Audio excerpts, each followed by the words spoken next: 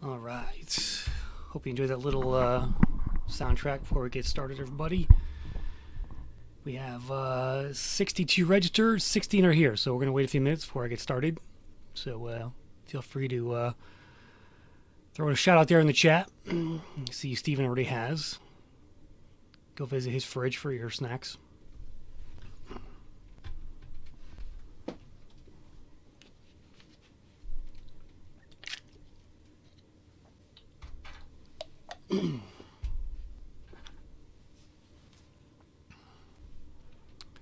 How's everyone doing today?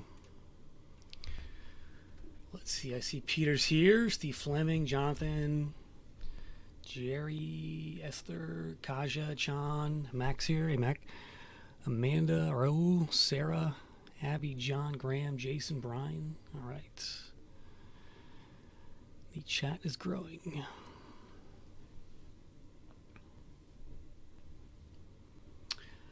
Just as a reminder, everyone, you can watch this on demand after it's over using the same link.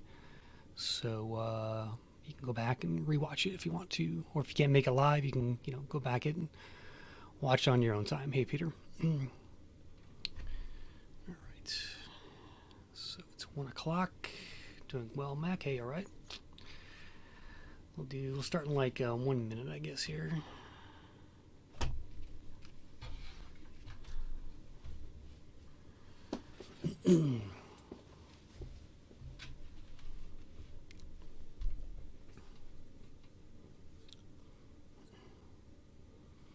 Hey, Martin Lenz. All right, from our sponsor Javico. I'll unveil your shirt in a second there.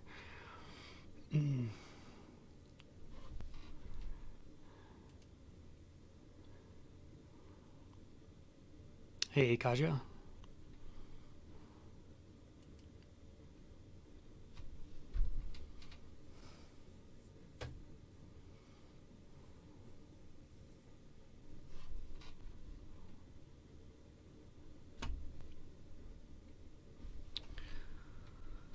Hello, Michelle Marks. All right, let's get rolling here. We've got 22 on the line. Hey, Serge. We're getting ready to roll. We have a lot of stuff to cover today. So welcome, everybody, to the second annual Job Board Con. Talking about the business of running a job board marketplace. Coming to you live from my basement in Connecticut. So maybe we'll do this in person one day. It's kind of that would be a nice little goal to have here for this. And we have a worldwide audience today, I believe. So thank you to all in attendance from as far away as Austria, I believe, where Martin is.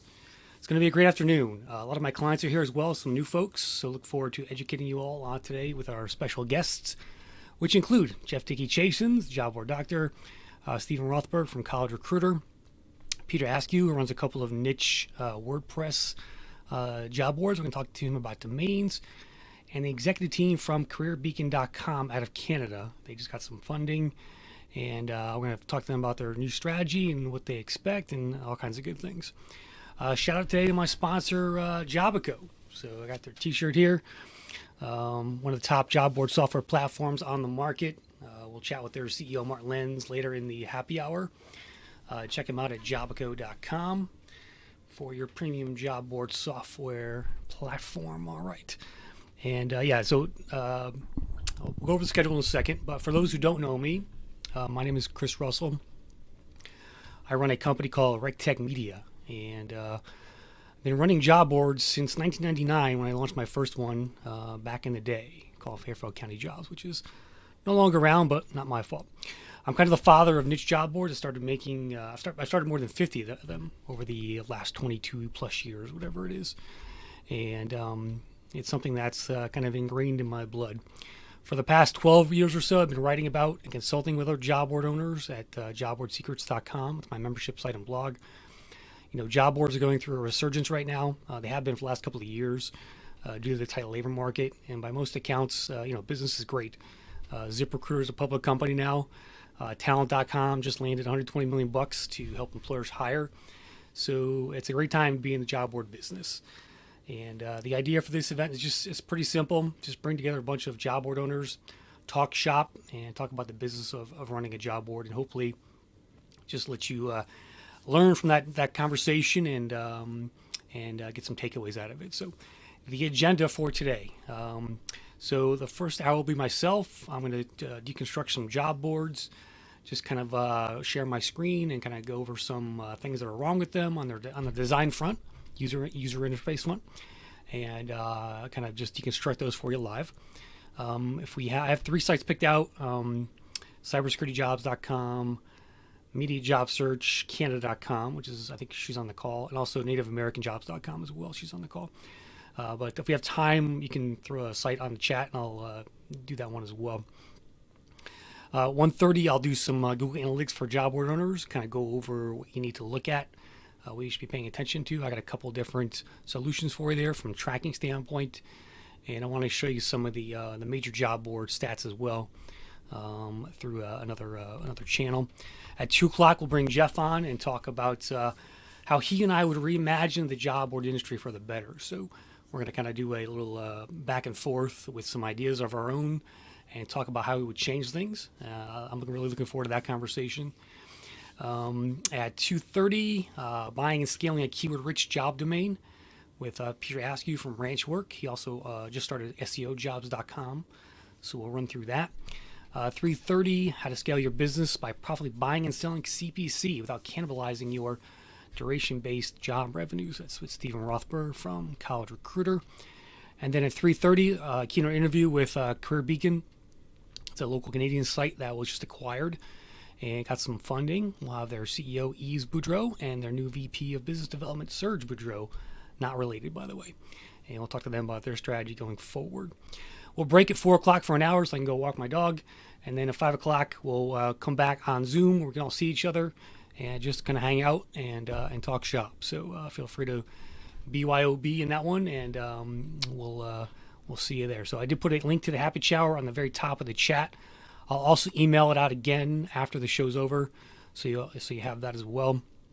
Let's see here. I talked about the replay. As we go along, put your questions in the Q&A section at the bottom of the screen or in the chat. When I'm speaking, I can't see the chat, so just I guess throw them in the chat there. I do have another chat window popped up here. I can see those in the chat room, but let's see here. Okay, everybody ready? We have we have 31 live now, so we're getting closer to a fuller audience. Alex, okay, I'll try and look at that one. Factory fix. Slow connection from Dave. All right, Dave. Well, you should be able to watch it later too, so don't worry about that. You can also maybe just refresh the screen or close it out and come back if you're having any connection issues. All right, here. So let me share my screen and we'll get rolling with some of this stuff here. AnimalHealthJobs.com. Okay, Amanda. I'll look at that one too. All right, here. Share screen.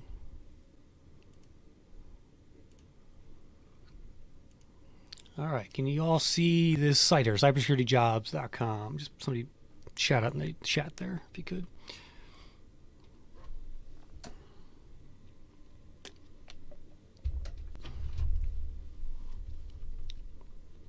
All right, thank you. All right, so I'm going to go through a couple sites here and just kind of just deconstruct them on the fly, tell you some things that are missing, mostly on the homepage stuff. So this is cybersecurityjobs.com. I'm actually going to talk about them later with Peter Askew because their domain just sold for a lot of money. And we're going to talk about that a bit as well in terms of the valuation of some of these domains and sites. But here is cybersecurityjobs.com. Now, this is a very text-heavy homepage, which I'm not really usually a fan of overall. It's got a ton of text on here and very little visuals. Now, to me, the web is a visual place, so at the very least, they should have kind of like a cover image on here and make it more visual. This is not going to read too well on mobile. It's a lot of text overall, but let's see here. One of the things I don't see on here, which I would want to see, is like, where's the post job button? I think too often this is probably the number one mistake I see when it comes to designing a job board from scratch, which this kind of is. Where's the post a job button, right? if you make it hard for employers to figure out how to go and post a job, other than just having a little employer link up here, then you're doing it wrong. I want to see a nice big section on here called out to employers, maybe over on the right or even below here. Hey, employers, post your job today for $199 or whatever the price is, right? A nice big button. That's what I want to see here. You want to encourage people to go and click and learn about your pricing and post a job easily and quickly. And if you're not doing that, you're basically turning away money at this point. So that's the one of the big takeaways from this page here is the design of it, and then also the lack of a post job button on there. There should be a pricing page as well. You never want to hide pricing, which it looks like they do. The only link for an employer is to log in, right? If I'm a new employer though, and I'm coming here and I'm saying, oh, there's a posted job link there. This should be on the home page here. Definitely, right? Take them right to this page. But if I'm an employer, a new employer who's never used before, well, I'm not going to create an account just to go and see what the pricing is. You got to tell me up front. And to me, that's a best practice in the space overall. So that's cybersecurityjobs.com. Now this site is broken in two actually. They host the homepage on the main domain, and then once you go into the roles here, I'm going to click on some of these. You go to, well, this one's here, but if I click on one of the jobs, yeah, it goes to jobs.cybersecurityjobs.com. So there's a subdomain here. So kind of the main job board portion is hosted on a subdomain. And I'm not sure where they're doing it. I don't see any reason why to do that. They should just put everything on the main domain. Once you split your sites like this, it's two sites in the eyes of Google. So it's two sites to rank, essentially. Yeah, it's the real homepage. You're ranking, you're trying to run two different websites in terms of a SEO standpoint. That's the major con of something like this.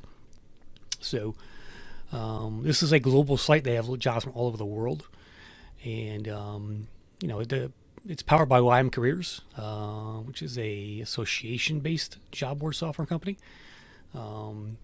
So I think these companies out of England actually. So I'm not sure why they chose YM in this case. Unless they are, the people behind it are association, but I'm not sure.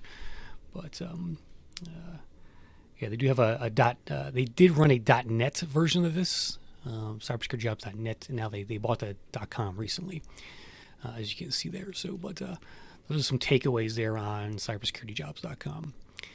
All right, let's look at the next site.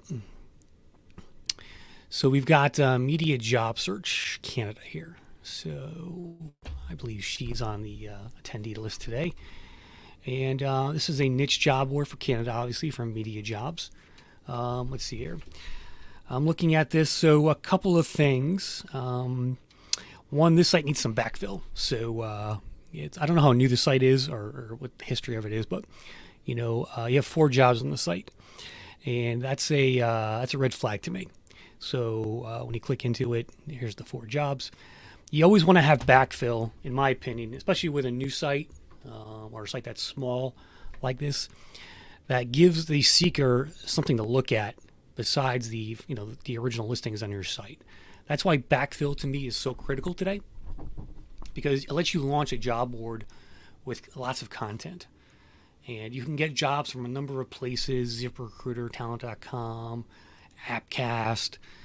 There's a whole slew of companies out there that provide backfill for you, and you can get paid for that backfill too, right? And so it's another revenue source as well. It's not a lot of money, but it does help and goes to your bottom line. But the important thing about backfill is that it gives job seekers something to do on your website if you don't have a lot of original job content. And so I want to see more backfill on here. Try and get at least a couple hundred jobs, from like a Talent.com. I'm sure they have plenty of inventory in Canada for media type jobs, and just integrate that into the site overall, and just give seekers more of a reason to come back and stay in your site as well. That's another important part of it, is make your site more sticky. It keeps them on the site longer, and things like that. I did have an SEO note on here I wanted to mention. So looking at the individual job description pages here, a nice big H1 header with a job title. You want that. I noticed on the browser title, it says Marketing Manager Job from Media Job Search Canada. That's the kind of the wrong browser title. That browser title should say Marketing Manager Job at, what's the company name here? Canada Post in Toronto. Right, that should be the headline of this page essentially. So I like to see marketing in all H1 tags, Marketing Manager, Toronto working with Canada Post. That's a great headline. And the exact same phrase up in the browser title would make this page much more SEO friendly in that respect. So you're missing out on some traffic here because the job is not with Media's Job Search Canada, it's with Canada Post. It's in Toronto, so you want to state that. Those are the basics. The job title, company name, and the location of it are kind of, in my opinion, should be the H1 headers on the page. And that's what you should be focusing on there from a SEO standpoint. And also, there's no post a job button on this one as well. If I look at the overall homepage, like the homepage, to me, like 20% of the homepage, everyone should be focused on call outs to employers. What can you do on the site? How much does it cost? What do you get? Right? So I would love to see like maybe just maybe a sidebar here with a nice, a box in this section over here where mouse moving over. Just as a call out to employers, post a job, a nice huge post a job button or pricing button. Take them to where they want to go. And you'll make more money that way. You want to reduce the clicks and the guesswork out of employers here when you're doing this stuff. How are we doing on time? 1:15. Okay. So definitely want to add some more stuff to your homepage here, and get working on that because you want to give employers a reason to do that and give job seekers a reason to come back. Get that backfill going, and again keep at it there. So. All right, let's move on to NativeAmericanJobs.com. So this one is run by a lady named Joyce. I think she's on the call. Joyce, hello if you're watching. This site's been around for like 20 years now. This site has a lot of potential here because number one, it's a diversity related site, and diversity job boards right now are making a lot of money. I'll just put it bluntly that way. Joyce, I think you're missing out on some revenue here, the way your homepage is set up. And so the first thing I would say to you is you need to change the homepage and update the logo as part of that overall. I think it looks way too dated at this point. And I'm going to click into the site first. We'll come back to this. But the actual site itself is not bad. It works just fine. I'm not sure what platform this is on, but it's nice and simple and clean. The main thing I think on this section is adding a new logo, which is a little more, with the name up in it instead of the picture. And so I would definitely look at changing the logo, number one. But the rest of the site, it's not a bad looking site. It's pretty good from a design standpoint. Here's the employer section. Again, there's no post a job link here. This is kind of a theme you're hearing from me. If we click on employers, what do we get? Okay, there's the price right there. Okay, yep. That's nice. I like to see that on the homepage, actually. This is what I mean when like a call out, top of the fold. This is a nice box here. So I would this should be on everyone's homepage if you're running a job board today, something like this. It's a nice call out. It gives you lots of it tells you what you get, tells you how much it costs, tells you where to go, and tells you to see view the rates here. So this pricing page is very nicely laid out. I love just horizontal boxes like this with the price in big lettering and the post now link right there. I assume this goes right into the sign up or and start the ball rolling there. So a nice job there. And the homepage, we need to change that up, Joyce. We need to if you're going to do a splash page, I mean, you could just change it so that it goes right to your native homepage, which is this page, I guess here. Yep, or this page. So you couldn't make this your homepage, but I'm assuming you don't have any way to create pages, which is why you're using the homepage like this. And that's fine. You see you got some extra content here on these links, but it's not a lot of content there. And most job boards today have, softwares anyway, have a page creation ability and things like that in blogs. So, but you definitely want to change this up. If you're going to have a homepage, put this on a WordPress site. And I'll even create it for you too for free. I mean, I would dedicate my time to help you with this if you want a new homepage and a new logo as well. So if you want to hit me up later, Joyce, I would love to help you improve the site and maybe write about it on the blog afterwards. But yeah, let me know. But definitely, you want to change the homepage. You need to refresh the look here. I've seen too many job boards over the years stick with the same old design, and over time that gets dated.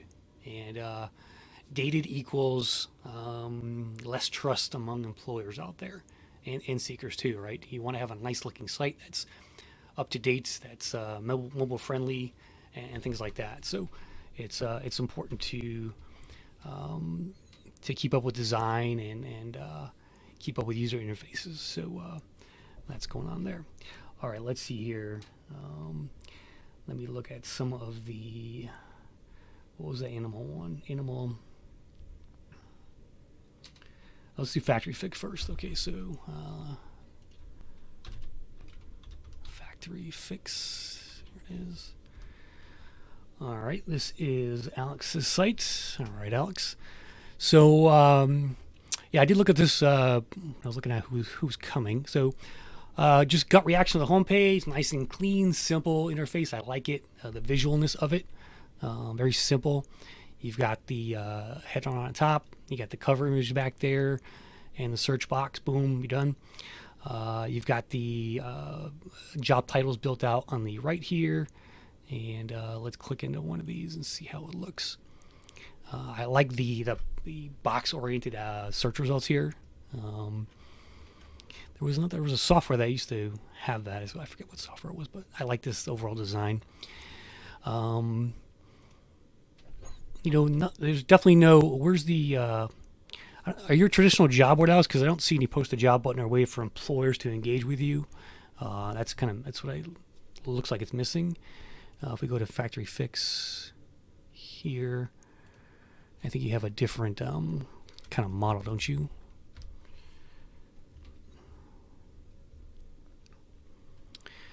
Here is the main page. Again, this is a different domain. Jobs are in a subdomain. And this is a good example of how to do the two in terms of design. You want to try and keep the same design style between the main domain and the subdomain. Here's the employer section there. Okay, excellent. But I don't have a lot of complaints about this one, Alex. I mean, it's very clean.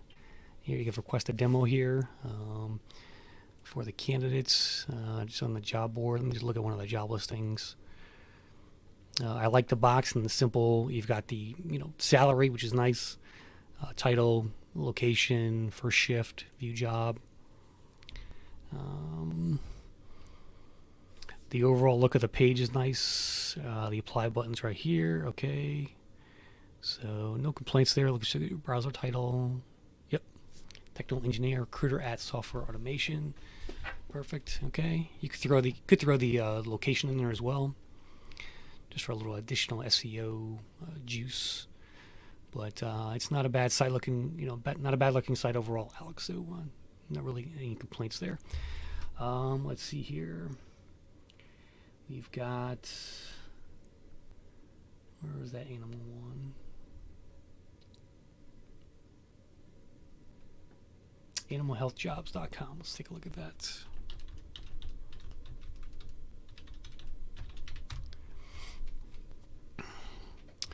All right, animal health jobs dedicated to the animal health industry. Okay, I recognize this software. I think what software is this? Hiring Ops. Yes, I thought it was Hiring Ops. One of my advertisers. Shout out to them. All right. So let's see here. So first of all, a little bit too much text up here. I would shorten that, or at least break it up into a couple of paragraphs here. People don't like to read on the web, so you want to keep any kind of wording like this. I would put it on the bottom or just shorten this overall. Maybe split it up, take this part of it and then put it down below, maybe, as a continuation. That would be too hard to read on the web. I mean, that's, to me, it's just a bunch of text. Employers, let's see here. Register now. Okay. If there's a way to do the pricing page without having to register, I'd like to see that. I'm not sure if Hiring Apps allows you to do that or not. But let's see, here's a learn more. No. Get started. So again, hiding the pricing information, not ideal. You want to let employers see that, because if I'm a new employer coming to this, I'm going to have to spend 10 minutes here filling out this form in order to basically just see pricing. I don't want to do that. I want to go right to it. What do I get? How much is it? How do I do it? That's what I'm looking for as a recruiter out there. You want to encourage these drive-by postings. The more barriers you put up in front of them, the less clicks you're going to get and the less money you're going to make overall. So that's definitely something that you want to look at here. Again, on the home page as well, make this section for the employer here, and give them a nice big post a job button. Tell them how much it costs. Even if you can't make a pricing page that's public, put it in here at least. Like, job posting start at blank, whatever it is. Just click here to get started, create an account, blah blah blah. Simplify it for them. Tell them up front. Don't hide stuff. Is another big mistake of new job board software or designs that I see. They hide all the pricing information. You don't want to do that. All right, let's look at one of your job listings. We have about 5 minutes, so we'll do one more slide after this, and apologize if I don't get to them all. All right, so like the H1 tag is a says job description. That should be minimized, and the big text should be this, the job title and the company and location. So these two kind of should be reversed from a page standpoint, on-page SEO standpoint. That's kind of like SEO 101 there. Log in to apply by putting a resume. Okay, that's nice. The browser tag is good. Title there is good. A few similar jobs, nice. So yeah, I mean, their platform is pretty nice when it comes to the job listing page. Other than the title here, this should be reversed in terms of the sizes. But overall, not bad. But yeah, changes the get some pricing information up front. Simplify this wording. I do like having featured jobs on the homepage. It just shows somebody that, hey, you have actual jobs, right? It's a helpful thing. It's a good upsell for those employers there who are posting for additional exposure. And so that's a nice thing to see. Same thing with featured companies as well. So not bad there. Let's do one more before we go to the next topic. Let's see here. Who do we got? Academic careers. Yeah, I remember you guys. You did that. Let's see here.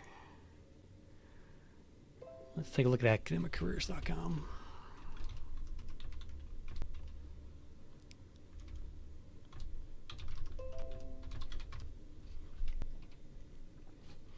All right, this is on Smart Job Board. Okay, so Smart Job Board has a pretty good platform. Not a whole lot to complain about here. Here's your pricing right here. So this is what I mean by public pricing. You want to have it laid out like this, easy to see. It's a little bit wordy on this page. I would try and reduce some of the text here. Just brevity is better, always better on the web. So keep that in mind. There's just a ton of text on this page. So I want to do less reading on here because it's all kind of blending in from a user interface standpoint.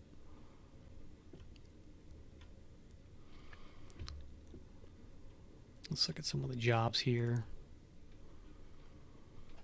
And Smart's platform is pretty nice when it comes to listing the jobs out like this. I like this layout. It's nice. And their listings are pretty nice as well.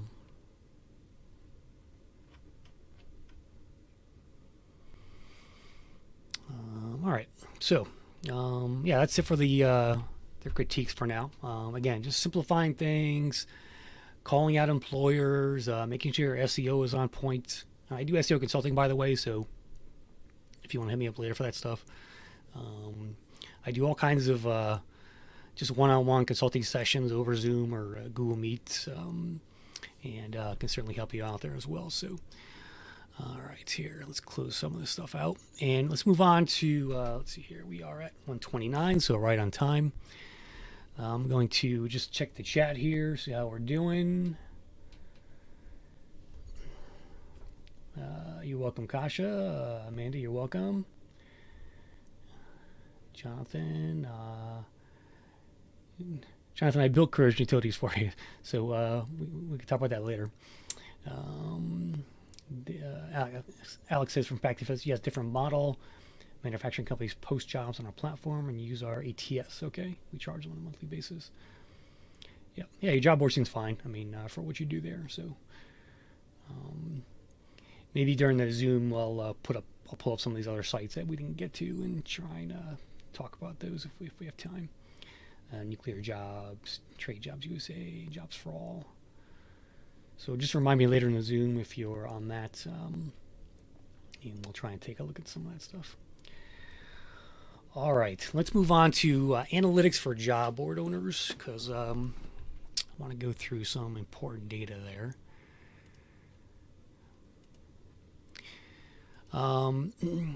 So believe it or not, I've talked to many job board owners who don't have analytics installed or don't understand analytics enough to really put it to good use. And to me, if you're launching a new job board, you need to have at a minimum Google Analytics installed on it, because if you ever want to sell your site someday, folks, they're going to want to know what the traffic is. And if you don't have that data, then you're not going to be able to prove it that you have data. I've tried to buy sites before, and they claim they have X amount of traffic, and I go and look at the data, and it's not true. And so they don't understand what's the difference between a user session and a hit, and things like that, right? So I'm going to walk you through one of my job boards statistics, and walk you through some of the important items here that you need to pay attention to. And feel free to throw a question in the chat. I'll try to watch the chat over here on the right as we go this. Yes, so there will be a recorded version of this, Steve, so you can go watch this on demand later on as well. All right, so first of all, I want to show you Stat Counter. So Stat Counter is something I've been using for years. It's a free, simplified version of Google Analytics. Google Analytics is getting a lot more complicated these days, in my opinion. Even just creating an account on there is ridiculously hard, signing up to use it. But I have two analytics running on my sites at all times. I have Stat Counter and I have Google Analytics. And I love Stat Counter. Number one, it's free. You can pay to upgrade it, but it's basically a quick look at your stats. It just gives you the basics. And I often, instead of logging into Google Analytics and having to click around to 6 different menus to find the data you want, I often go to Stat Counter and just basically, hit my projects and here's all the sites on my in my network that I own and things like that. But this is for evilhrjobs.com, which is my main job board today that I run. And here's what it gives you. It gives you a nice little summary of page views, unique views, and returning visits. So the orange is returning visits, just people coming back on a daily basis. The blue is unique visitors. That's basically unique IP addresses, someone in a computer who's going to your website and hitting it and looking at a page. And then page views, of course, are the number of pages they're clicking on the total session. So one user might click on 5 pages. That's 5 page views. And that's why the page views are always bigger than the number of unique visits. So if you look at this, like yesterday or today, 72 unique visitors so far, 140 page views. That's about 2 pages per visitor. So they're basically doing a search and they're looking at results, is how I would interpret that. And that's a simple way of looking at this. So this is a free thing that, they give you some JavaScript. You just throw it on your site. You can have an invisible counter. You can actually show a little hit counter on your page as well. I just use the invisible counter. And they have an app as well. So a very simple way to check your stats. Average daily page views, daily unique visits. This is a small site, it's not huge. But here's some interesting data that it gives you overall, which I like to look at. And this is a lot easier to see on Stat Counter than it is on Google Analytics. So I'm going to look at visitor paths. So this is interesting to me because I can go in here and see basically what each user is doing on my website, kind of in real time almost. It only shows me a certain amount of data, and then it kind of clears out the cache because I have a free account. But if you pay for a paid account, you can get more data. It'll track over time better. So this user here went in and they came up from Google and they hit the website. They hit the home page. That's all they did. This one down here from Collinsville in Illinois. You can see they did some searches on the site. They're clicking into the job section. They clicked on this director of HR job, this HR business partner job, etc. What was cool about this, I can see what browser they're on. They're using a Windows 10 computer. Here's their screen size. Here's their internet provider, Spectrum. And they're in the U.S., so that's what the flag's there for. So this is, and you can see their IP address as well. So, like I've used this for when I'm had spammers on my site. I can go in and see they're coming in from Nigeria or some strange country, and I can go and see. I can correlate a user account creation with this. So as soon as I see an account creation, I go check, make sure it's an actual employer. If they put in like a Gmail address, I'll go check it. I'll go on to here, and I'll say, okay, I'll try and match it up with the entry on Stat Counter. Make sure they're coming from the U.S. It looks like a reputable ISP. I can see what level pages are on. It'll show the registration page, things like that. You can see here these are people on a phone looking at the site, iOS. Another Windows, a lot of iOS stuff here. Yep, a lot of phone stuff. Let's look at the comments here. Chan is more difficult for sites with a lot of dynamic content to rank well in Google, but your competition for that traffic isn't like university sites. I'll ask you about that later in the Zoom, Chan. It's a loaded question there.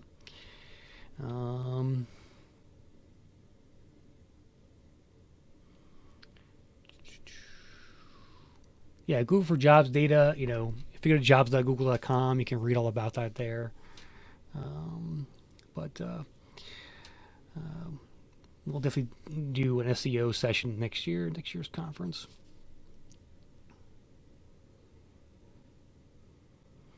Alex says because of the dynamic content of jobs, meaning they disappear all the time because they come and go. That is a factor, but like things like Google for Jobs, Alex, you can get traffic off of that in a time-sensitive period and things like that. But if you have any questions about analytics, just throw them in the chat there as I go along. But try out Stat Counter. You might like it. It's a pretty good little tool that I've come to know and use. Here's some other stuff, other pages on here. Like here's just page view activity. This is just general. It's kind of more of a snapshot. I can see here somebody from Canada has been on the site. And it's a mainly U.S. audience, which I like overall. Keyword activity, it's not going to give you that because Google hides all that stuff, but it will show you just instances of it overall. You can only get keyword activity from Google itself, unfortunately. Came from activities, shows you where people are coming from. So in this case, I'm getting some traffic from Adzuna, which is nice because it's on Smart Job Board, and Smart Job Board has a deal with Adzuna for free traffic. LinkedIn, most of it's Facebook because I do have a Facebook group that jobs go to. LinkedIn, so it shows you some of the referral traffic and where they're hitting, things like that. Download activity.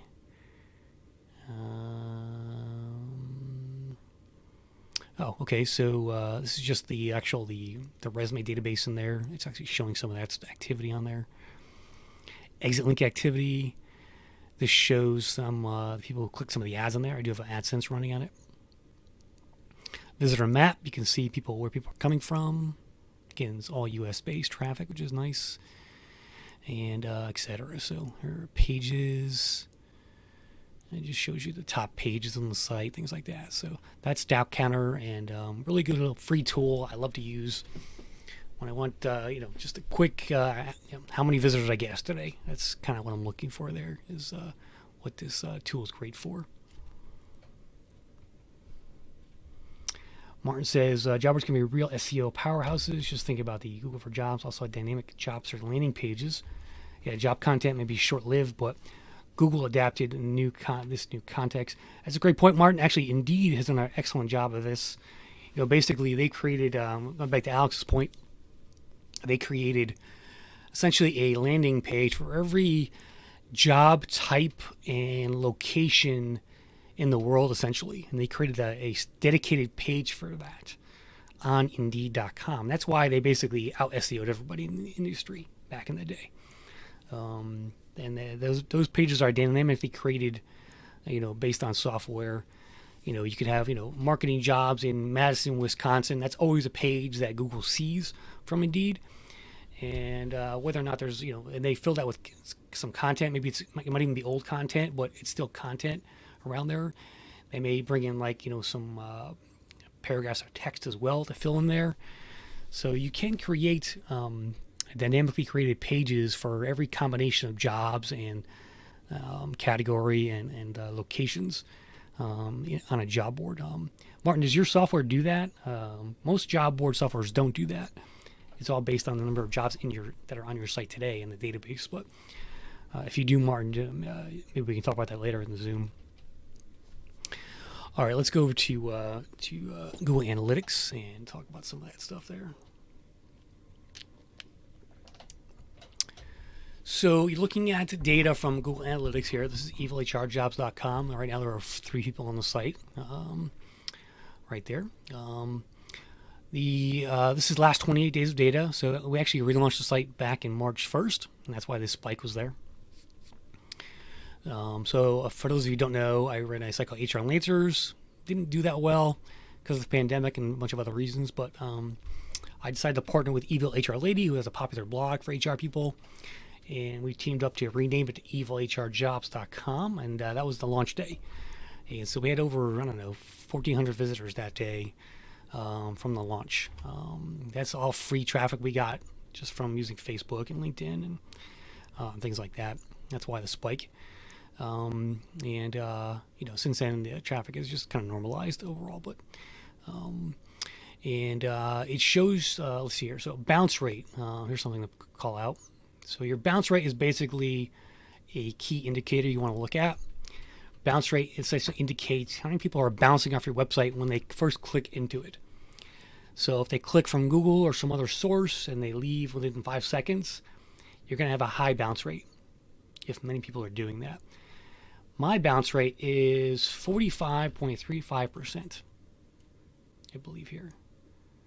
So they forecast a bounce rate of 46% to 74% for February 28th through March 6th, but your actual bounce rate of 45% is lower than this range. So it's a decent bounce rate. It's not, I wouldn't call it great, but great's probably like 25%, which means almost half my users are bouncing in the first few seconds, and that's what that means there.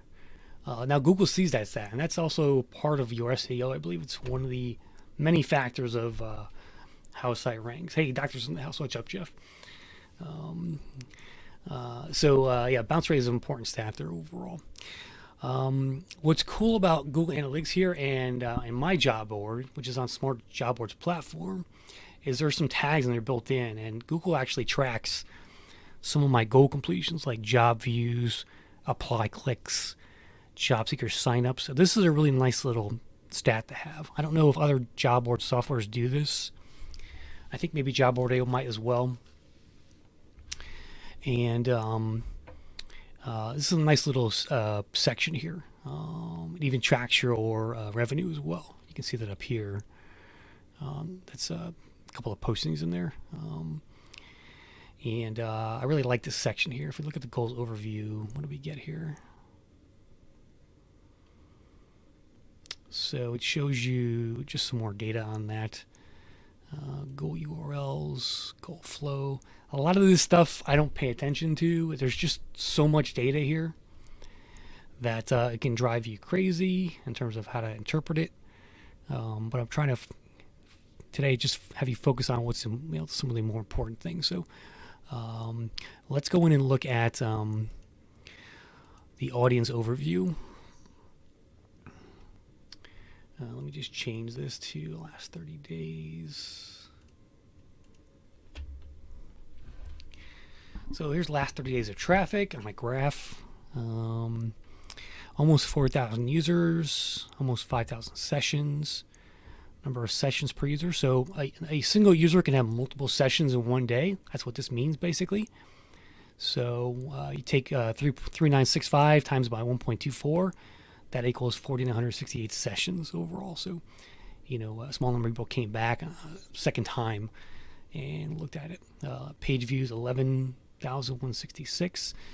Average pages per session, 2.25. That's a little bit lower. I want to see at least 3 pages per session overall. But that could have the reason that could be low is because many of the jobs on the site are redirects. Once I click apply, it redirected to the employer's website. So if your pages are lower like that, that could be why, if you have a lot of just backfill jobs like I do on there. Let's see here. We talked about the bounce rate. Another section I like to look at here is, let's see here, not audience, acquisition.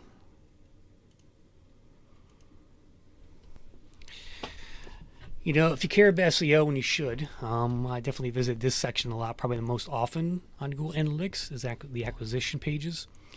It gives you a nice little pie chart here of where your traffic is coming from. And this is really what you need to know as far as how your channels are working for you. Social media, direct traffic, which is just like type-in traffic, people putting in their bookmarks, things like that. Organic search, referrals, and email. Those are the main channels, right? Paid is another one. I'm not doing any paid traffic right now, but that also would be another channel as well. So you want to see how what channels are working for you. Where's your traffic coming from? And that's what this graph does. So social media is by far my biggest driver of traffic, 65% to the jobs and evil HR jobs. And that's not a coincidence. I push a lot of jobs on the Facebook into some of the recruiter groups and HR groups, and they are phenomenal. That's phenomenal. It's a phenomenal channel for driving traffic. In this case, other things that you control, email. That's a sliver. What is that? Percentage-wise, I can't see the percentage here. 4% maybe. That will grow over time as people sign up for more job alerts and you send them more newsletters, things like that. Direct traffic. Other organic search is 4.5%. Now I just changed domains and redirected the old ones, so I probably took a little bit of a hit there. Let's take a look at. Let's see how organic search is doing. Going back. Let's go back. Yeah, you can see here what happened. So. Now, I expected this, so I'm going to go back in time to January. Because the old site, HR Lancers, was geared around HR freelancing jobs. That was kind of the phrases I was targeting.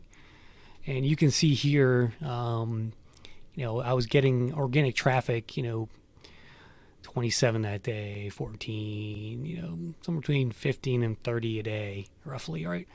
And then March 1st hit, and we changed the site.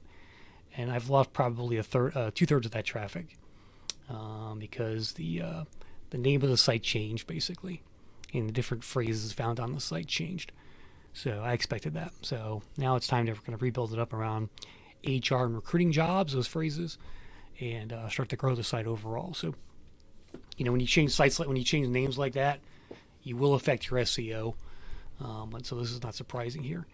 It will tell you if you connect it with your Google AdWords account. I'm sorry, your Google Search Console account. You can get some of the data. I don't know if I did or not here. Let me see if I did. Queries. Yeah, let me pull up the Search Console actually, and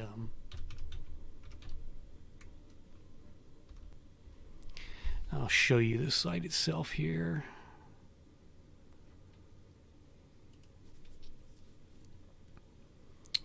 Okay, so this shows you more of the SEO, the clicks happening on the site, and then the queries. So you can see here, HR jobs near me. That's coming up now. That's good. I want that phrase. HR jobs. Here's the HR Lancers one. That's still getting some clicks or some queries. Evil HR jobs phrase is now in there, so people have heard about it and are typing it in Google. Freelance HR, so that's an old one.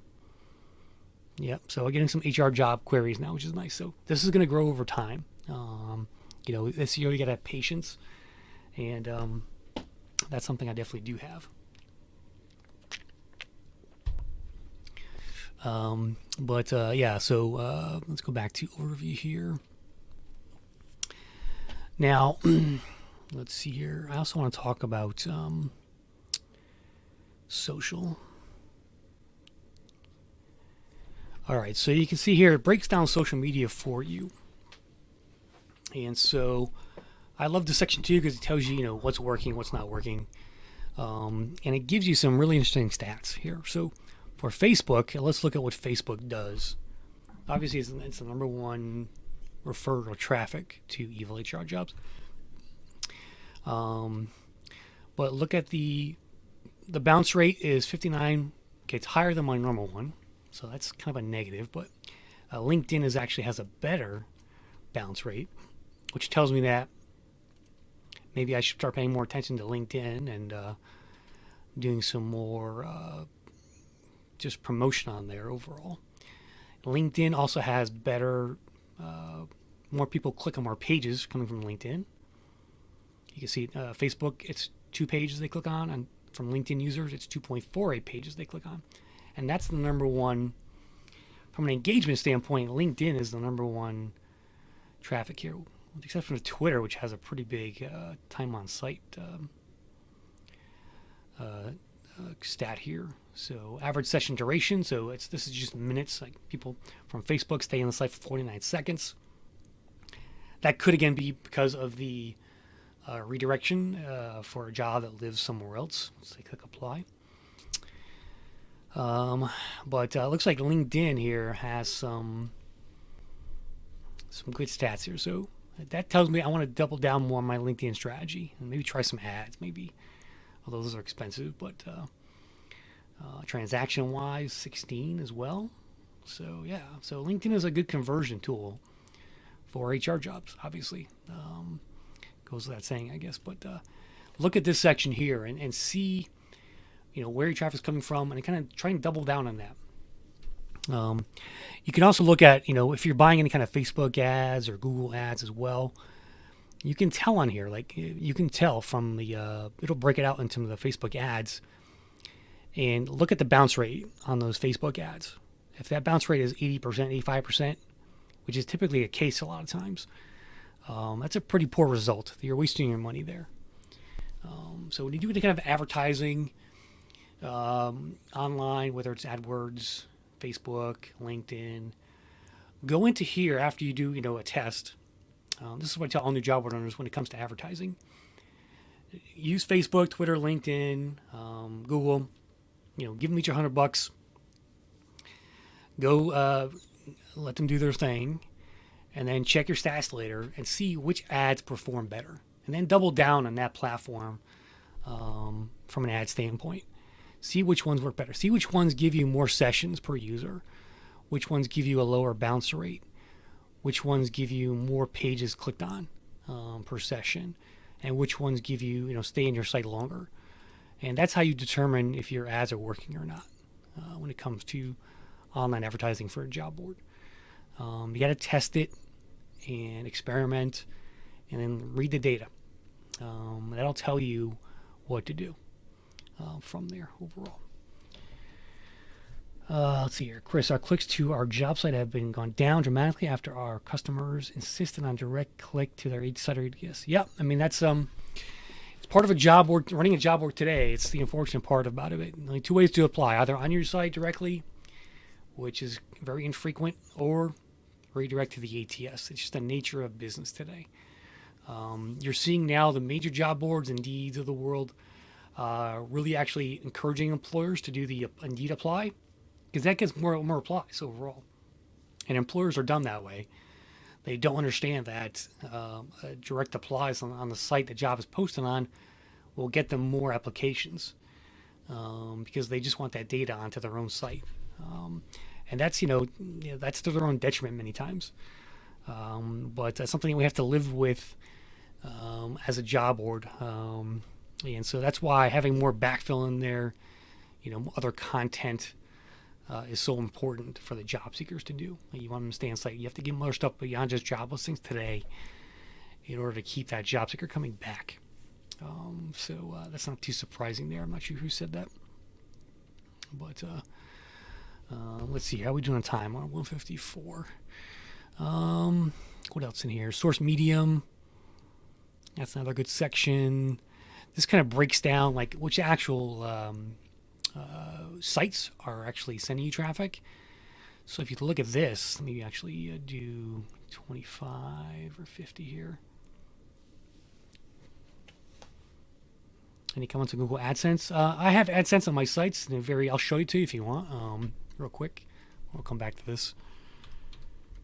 I do AdSense very minimally on a job board. It's never on the home page unless it's on the bottom, which is on the bottom here. This is not a smart job board. I only have 4 slots to put in a job ad, so it's also on the sidebar and in the search results over here. Right here is an ad. So it's very uninvasive. That's the way I do AdSense on my sites. Here's a bottom one there as well. So it's out of the way. It gets a few clicks. To me, it's just extra money. It's not a big revenue source, but that's how I use it overall. Going back to Martin says Facebook Business Manager gives you access to advertise on Facebook or Instagram. CPC was going up recently, so it became more expensive. But for certain job segments, it's a must-have to understand within your marketing channel mix. Yes, I agree. Has anyone made experience with TikTok? I have not done anything with TikTok yet. If anybody has, come to the happy hour. I want to talk to you about that because that's interesting as well. All right. So here is, this is another great page to look at. This tells you what sites are linking to you. And getting backlinks to your job board is another critical factor in SEO. And this is where that we find that data. So look at this here. So Facebook, #1 referral, and the mobile Facebook as well. So that's #1. Google Organic, 800 clicks in that time. This is over 90 days, I believe, right? Yeah, so almost 90 days. LinkedIn, Deliver It through Facebook. So Deliver It is my social media tool I use to push out. Look at #7 here. It shows me job alert emails going out.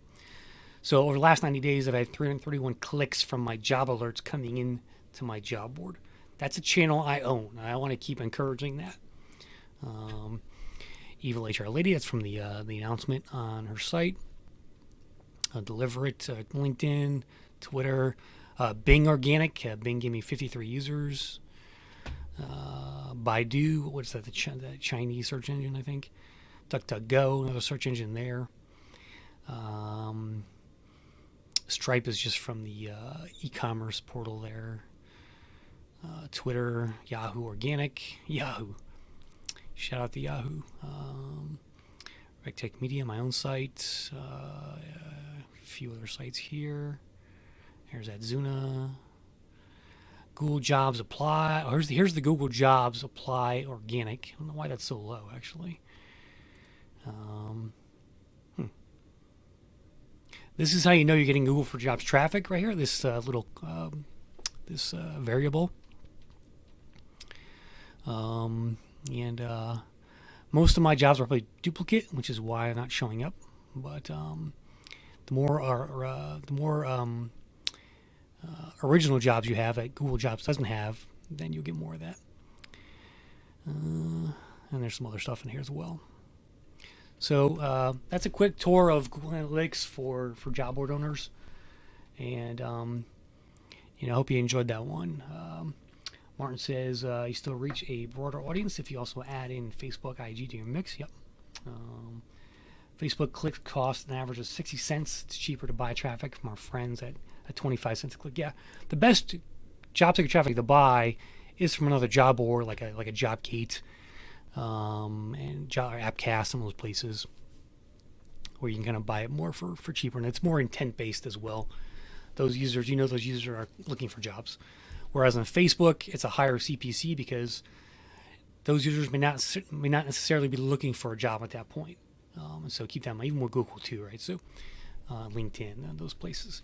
People on job boards have intent; they're seeking out jobs, and that's why that traffic is, I think, the best traffic to get. All right, let's move on here. I'm going to stop my screen sharing, and we're going to talk to Jeff.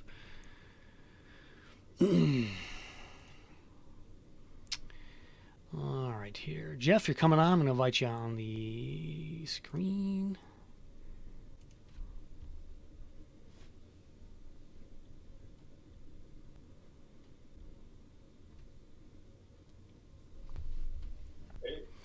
And there he is, Doctor himself. Doctor is in.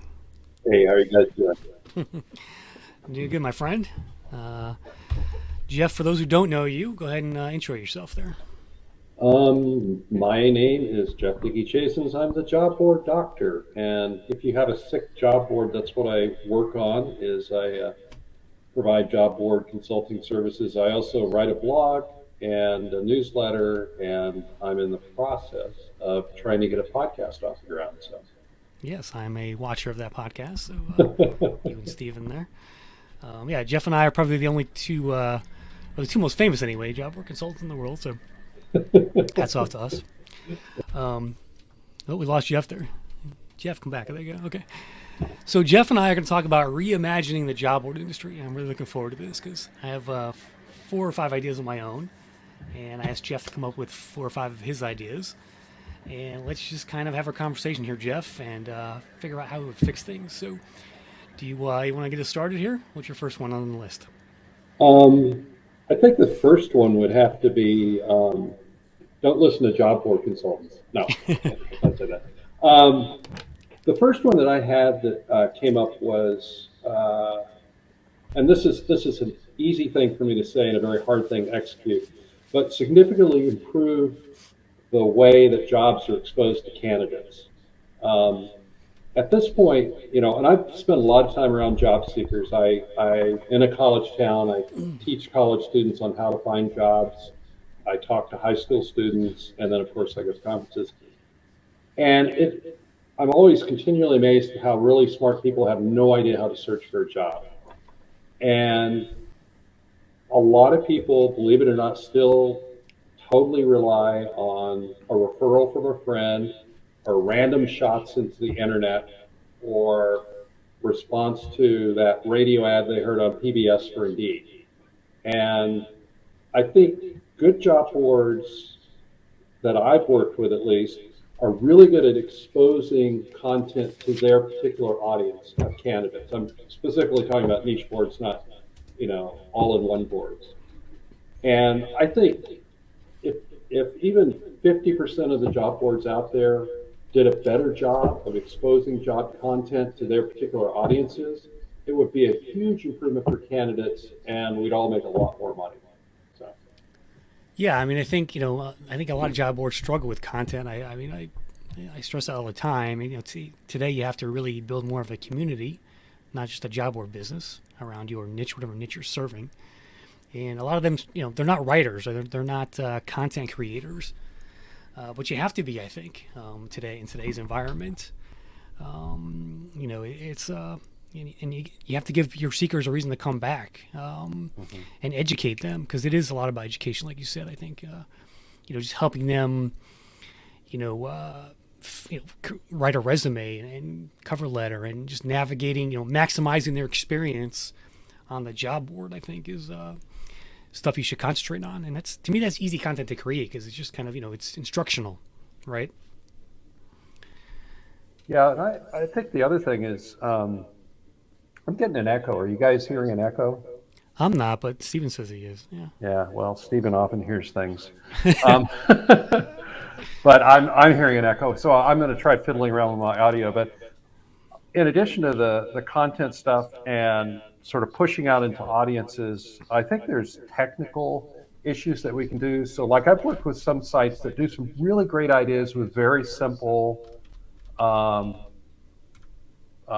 entry points for candidates. So they say, answer these 3 questions: 1, 2, 3, Mm-hmm. and they're smart enough questions that the job board can say, we think this is what you want to look at or what you don't want to look at. So everyone's hearing the echo. So guys, let me see if I can figure out what's going on here. Maybe turn your volume down a bit, maybe, or back up, maybe. I don't know. Maybe I'm going to change my mic all right. and take off my headphones. So I put Jeff's site in the chat there for the audience as well. how's that? Is that any better? Sound exactly the same to me. Now I can't hear you. So All right. Yeah, you sound fine. So you keep disappearing now and coming back. But I'm not sure. I think that's the platform. Oh, okay. All right. Well, we'll keep charging on here. So, all right. My first one's going to be.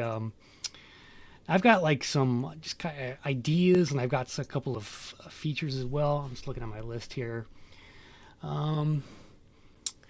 Here's one I want to see more of, which is I want to see more reverse job boards. I saw one the other day called railsdev.com. It was basically when I say a reverse job board for the audience, I'm talking about basically just highlighting people, not jobs. Kind of like a LinkedIn for whatever niche you're in, or something like that. I want to see more of that stuff as an industry. I think employers will like that because it's a little bit different. It's a sourcing tool for them. Mm-hmm. If you have a database of people that you can basically sell access to, if you kind of reverse it and make them the face of the site, you can still have jobs on there for them. You can do jobs a different way. You can give them maybe if they have their own dashboard, you can show jobs to them on that against their their skill sets, and make some money off of that. You can allow employers access in there to search it and things like that. But I want to see more reverse job boards overall out there from people. I think there's a need for that, and I think it's something it's different enough to where you can make money with it. You can pay for paid access to it, and it's not that complex of a site to build overall. So what do you think about that idea, Jeff?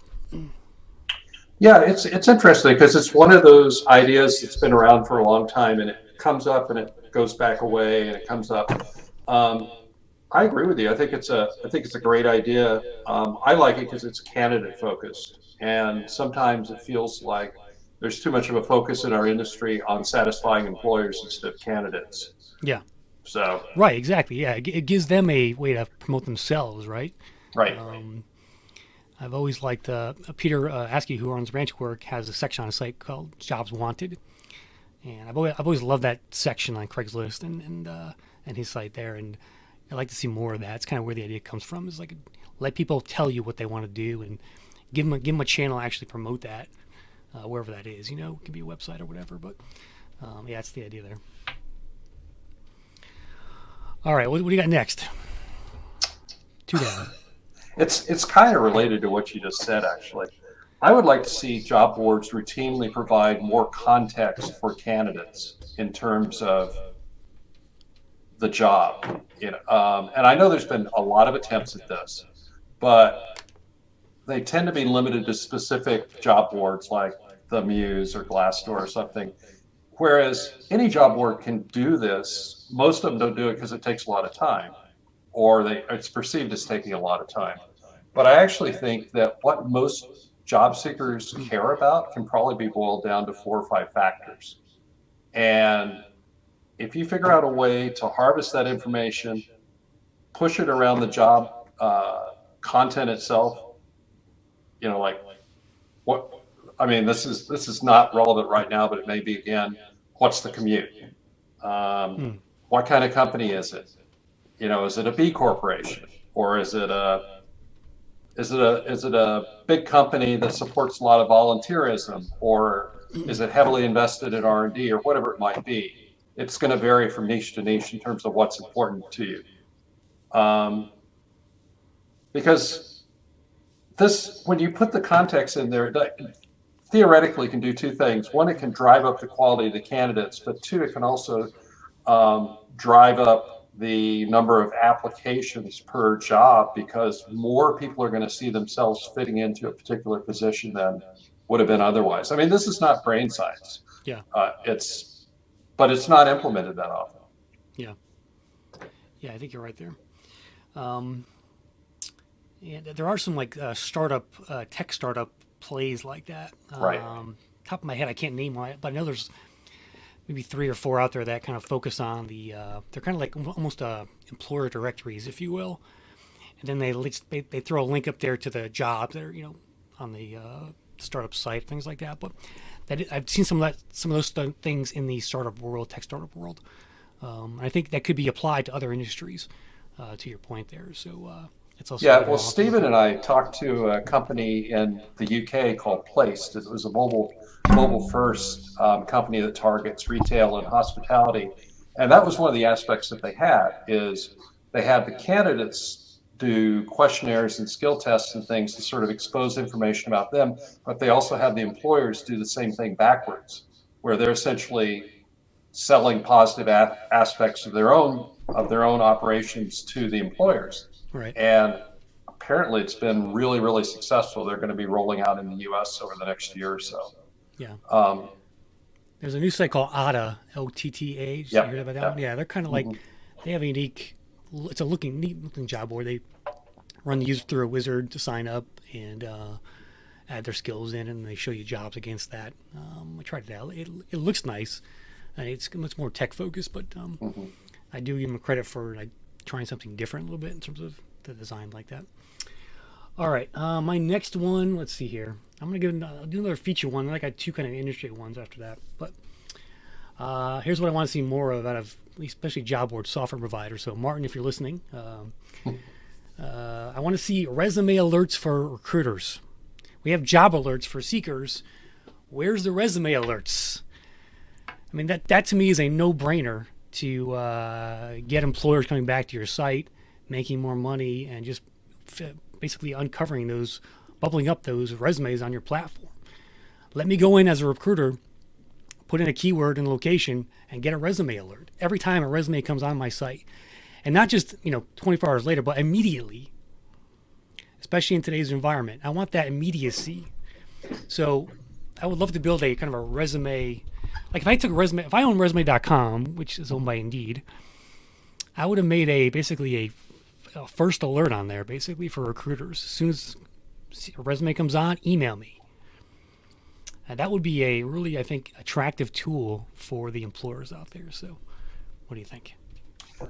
I think, well, first of all, there are definitely job boards out there that do this already. And one of the questions that I ask on the survey I do every year of software vendors is, do you offer resume alerts? And one of the things I'm going to start adding to that is, do you offer the resume alerts as a text alert? Because that's for the more immediate thing. It's always amazed me, though, that most job boards don't do it, because back in the mid-2000s, that was a pretty common feature to have. Yeah, you could type in a resume search and then say, save this as an alert, send this to me once a day or once a week. Actually, I think Smart Job Board has it, if I'm not mistaken, on their premium package. And Martin says they do too as well. Yep. If you're, there's definitely, I want to see definitely more of that overall. I think it's such a unique way to engage employers, and you make more money too. You could charge per access to it, or whatever. Back in the day, Indeed charged $1 to go look at a contact info. I remember those days. Well, I think, the challenge of anything that you aim at the employer, though, is getting the employers habituated to actually using it. Yeah. because they're very set in their ways. And it's like, what is this resume alert thing that you're waving Yeah. at me? I don't know how to We, use it. yeah. Well, you mentioned text too, which is a good point to mention as well. Like more text overall, like job alerts, everything. More texting is needed in the space. You know, like I'm surprised every ATS doesn't have a a text-based job alert for their employers. I mean, what are they waiting for? Jeez. Yeah, well, and in the notes here, Martin is saying, how do you create engagement within your database? And I think that is the key thing.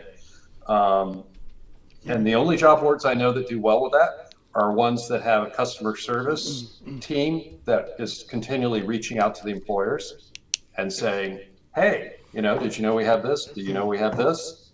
And trying to get them to try the different things. But, with some employers, it's impossible. They'll do Yeah. it the way they want. So. Yeah, I mean, you can talk to. I've talked to employers till I'm blue in the head in terms of changing their behavior, and that's why I'm still here. So it's like our job That's is right. It not keeps done. us employed. So Yeah, exactly. All right, whose turn is it? Mine or yours?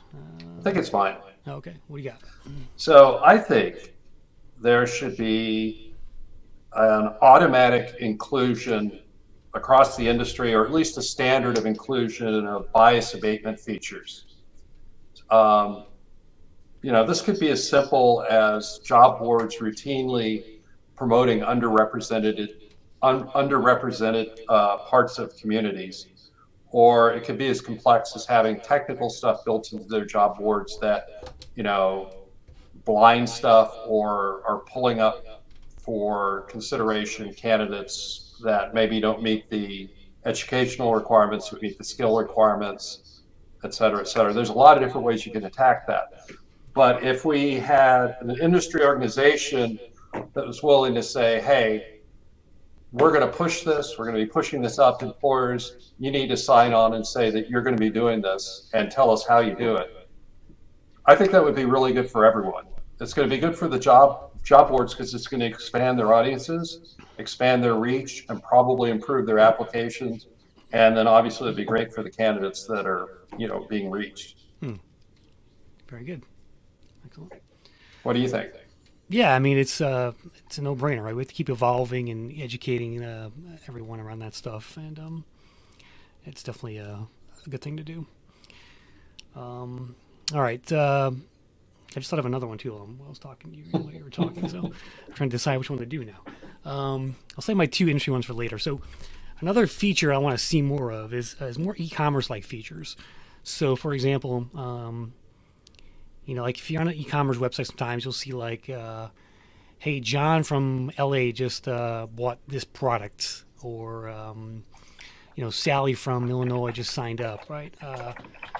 I'd love to see more of that sort of candidate activity happening on a job board today. Like what's happening internally there, like in a way that you don't have to give away the person's privacy or anything. But so for example, like I want to see a little activity feed.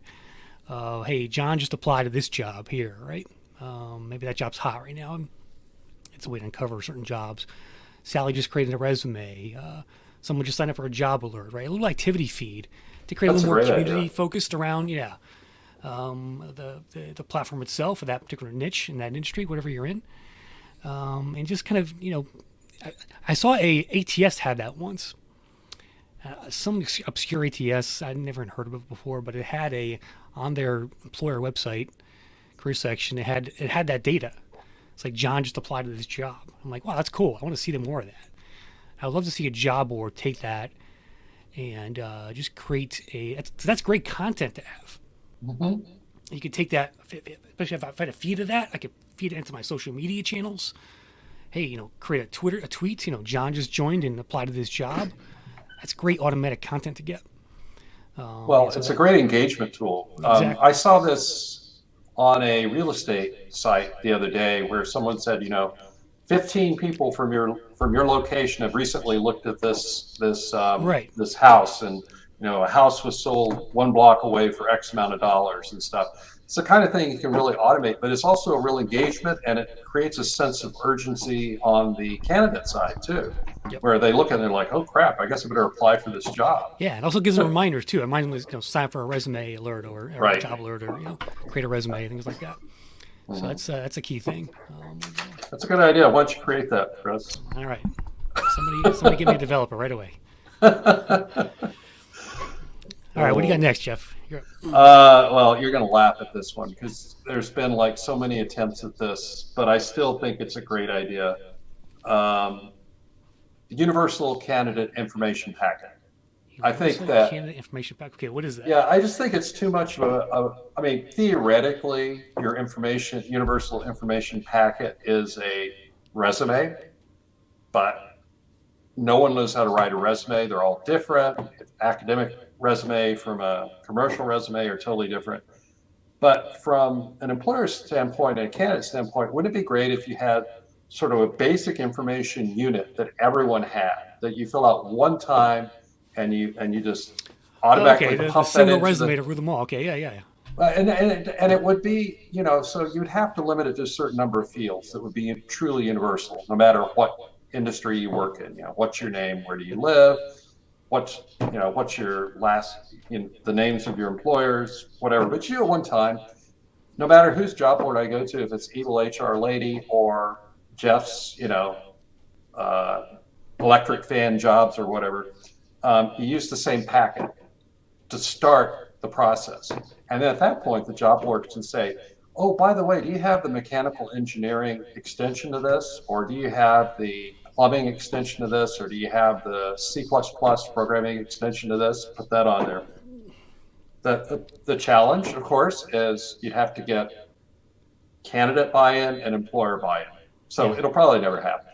Yeah, and Rex says it's called LinkedIn, right? So, Right. and that's kind of true. But I get what you're saying there, and I think that I've always it would have been cool to have like just a that login. You have Google logins, Facebook logins, like some sort of generic job seeker login that you only use when you're looking for a job. That could be tied to a simple profile. That definitely should exist, but doesn't. So I get where you're coming from there, and yeah, I guess it is LinkedIn at this point. Especially like Smart Job Board. There's a LinkedIn plugin there for logging in and getting started. But back in the day, I had a site called Career Cloud, which had a social resume platform, and that was my idea. It was to create, just suck in all your social media stuff and create that social media platform. But yeah, this idea was actually spurred by a conversation Stephen and I had with Aaron Stewart of Job.com, because that's something he's trying to do on his side of the fence and store the information in a blockchain document. Yep. Cool. All right, see, we got 9 minutes left. I got let's see here. Let's talk about. Here's one thing I think it needs to exist that does not exist today.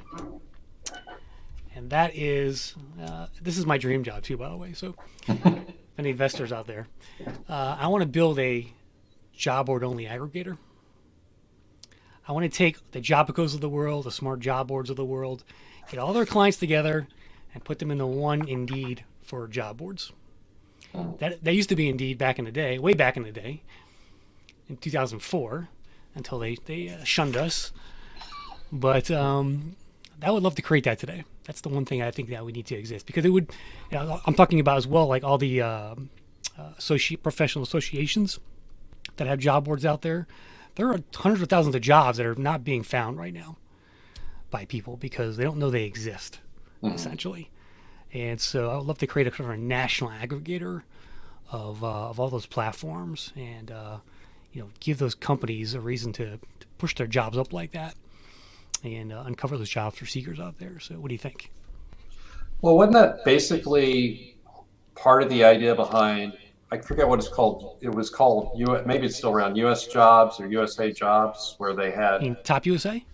No, there was like the US Jobs Central or something. It was everything, supposedly every job from every state that had a listing of jobs. Not America's Job Exchange you're talking about? Maybe that's what I was thinking about. That was more for like this. That was for the state Department of Labor sites. I'm talking about just the independent job boards. The ones that Jobico Powers, the ones that's more job board powers. Right, there are thousands of those sites out there. Web Scribble has, I don't know, 2,000 associations on their platform. Nailer, right? There's all these jobs out there that people don't know about, and even the resumes too. Like try to create a resume database around all that stuff. I think it should exist, but doesn't. So maybe it's a nonprofit, maybe it's a for-profit. I don't know, but that's something I think that I would love to create one day if I could. I think it'd have to be a nonprofit because I've seen so many attempts. Like I'm trying to think. There's been companies like Swoop Talent, if I remember correctly, was sucking up like everyone's name that they could possibly find with all their reference material, and sort of not on the job level but the person level. But I think that ultimately to have that kind of consolidation of all that information, it's probably going to have to be run by a nonprofit because ultimately it'll just turn into a deed. So. Well, I think it would be the anti-Indeed. It would The be only job anti-Indeed. boards, yeah. Yeah. But I mean, Well, so I have one, all right. and you'll say it's already been done, but I would say I don't think it has been done. I think there should be a niche job boards award, like Nora in the UK, which is really purely focused on niche recruiting sites, and ideally it would be voted on by both the employers and the candidates. I know that Nora has talked about coming over to the US to do this sort of thing before, but at one point IEWS/TA Tech was making stabs at that, but it never really lasted, and it wasn't really what I'm talking about, which would be more driven by the people that use the site. Yeah. What do you think? Yeah, I mean, maybe you and I should do it or something. Then it would definitely be nonprofit. So. Yeah, it's not a bad idea. To get it out there. All right. I guess my last one is more about just the big players. So, like, let's merge Career Builder and Monster, shall we? At this point, or shut them down. I don't know. I mean, maybe let's talk about who should buy who. Jeff, should Talent.com buy ZipRecruiter or vice versa? Give me some thoughts there around those guys. Well, I would assume that if Zip was going to buy anyone, they probably. I don't think they're going to buy another. So who's bigger now? Zip because they're public, or Talent.com because they're a unicorn now? Zip. What do you think? Zip's bigger. Zip bigger? For sure, yeah. But I think, I look at a lot of these startups that come through and I think, oh, they're really cool. They do all this great stuff.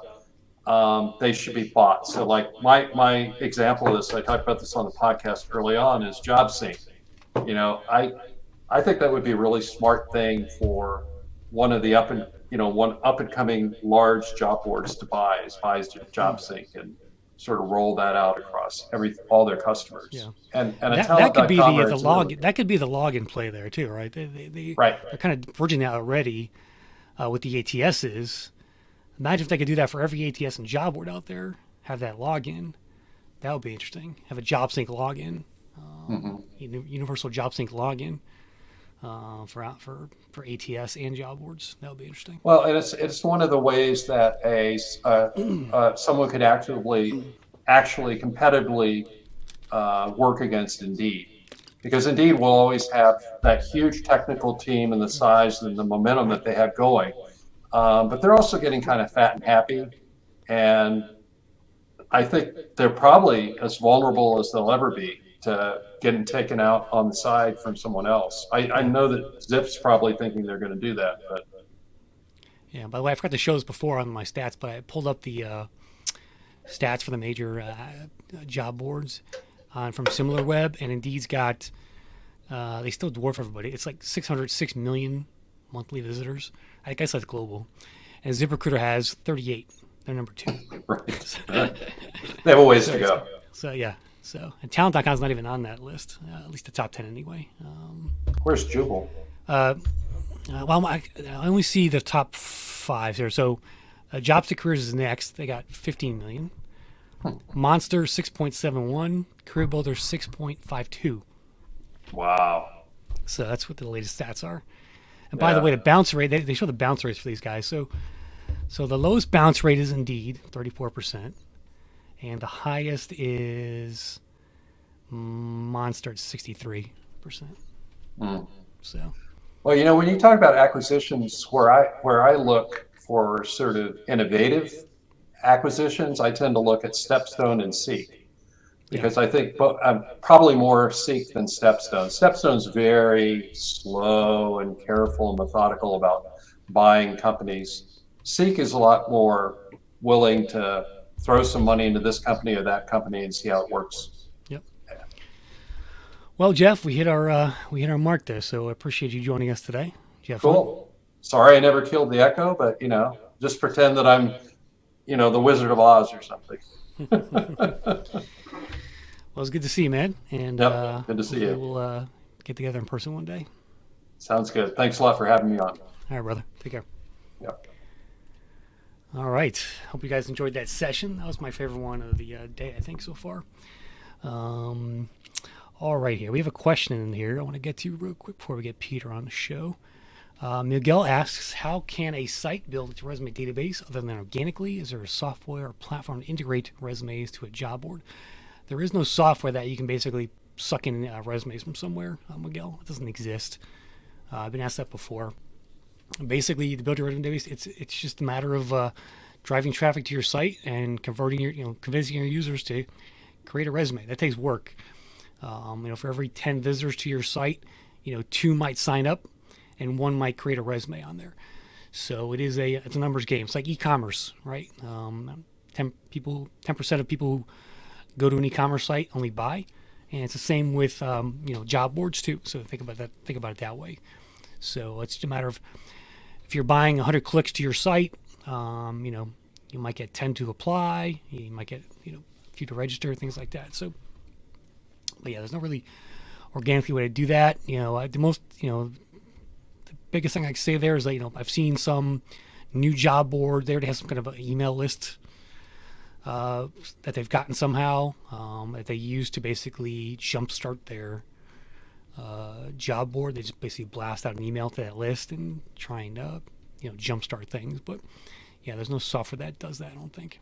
So, and we appreciate Jeff Dickey Chase from jobboarddoctor.com coming on and having a little back and forth with me. So, all right, here we're going to bring on Peter on the screen. Let me just find him in the list here. There he is.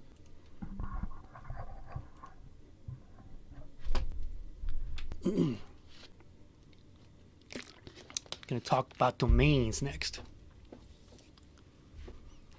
All right, he's accepted. He's coming on.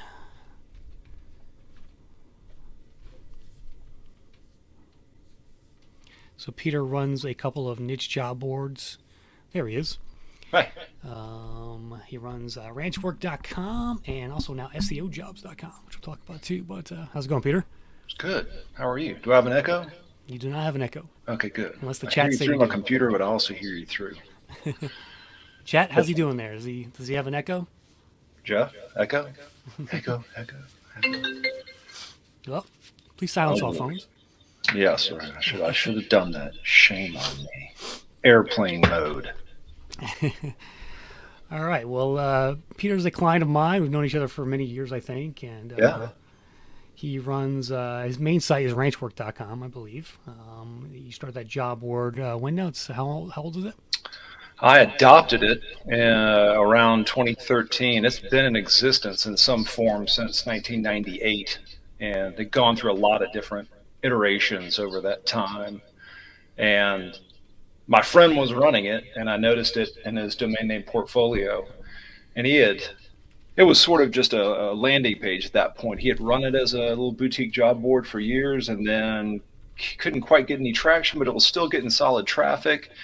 And a lot of the ranchers were still using it, oddly. So we did a quick little partnership to see if I could kind of rebuild it and see if I could serve that industry. And then it struck a nerve, started working, and then I acquired the site from him in 2017, I think, if my dates are correct, and then rebuilt it on another WordPress theme. I had the original theme was from a company called Programmatic, and then I had a custom theme built that leans really on Gravity Forms for job submissions, Stripe for payment processing, and then just made the site really more mobile focused. So a good 70% of my traffic to the site is from a mobile device.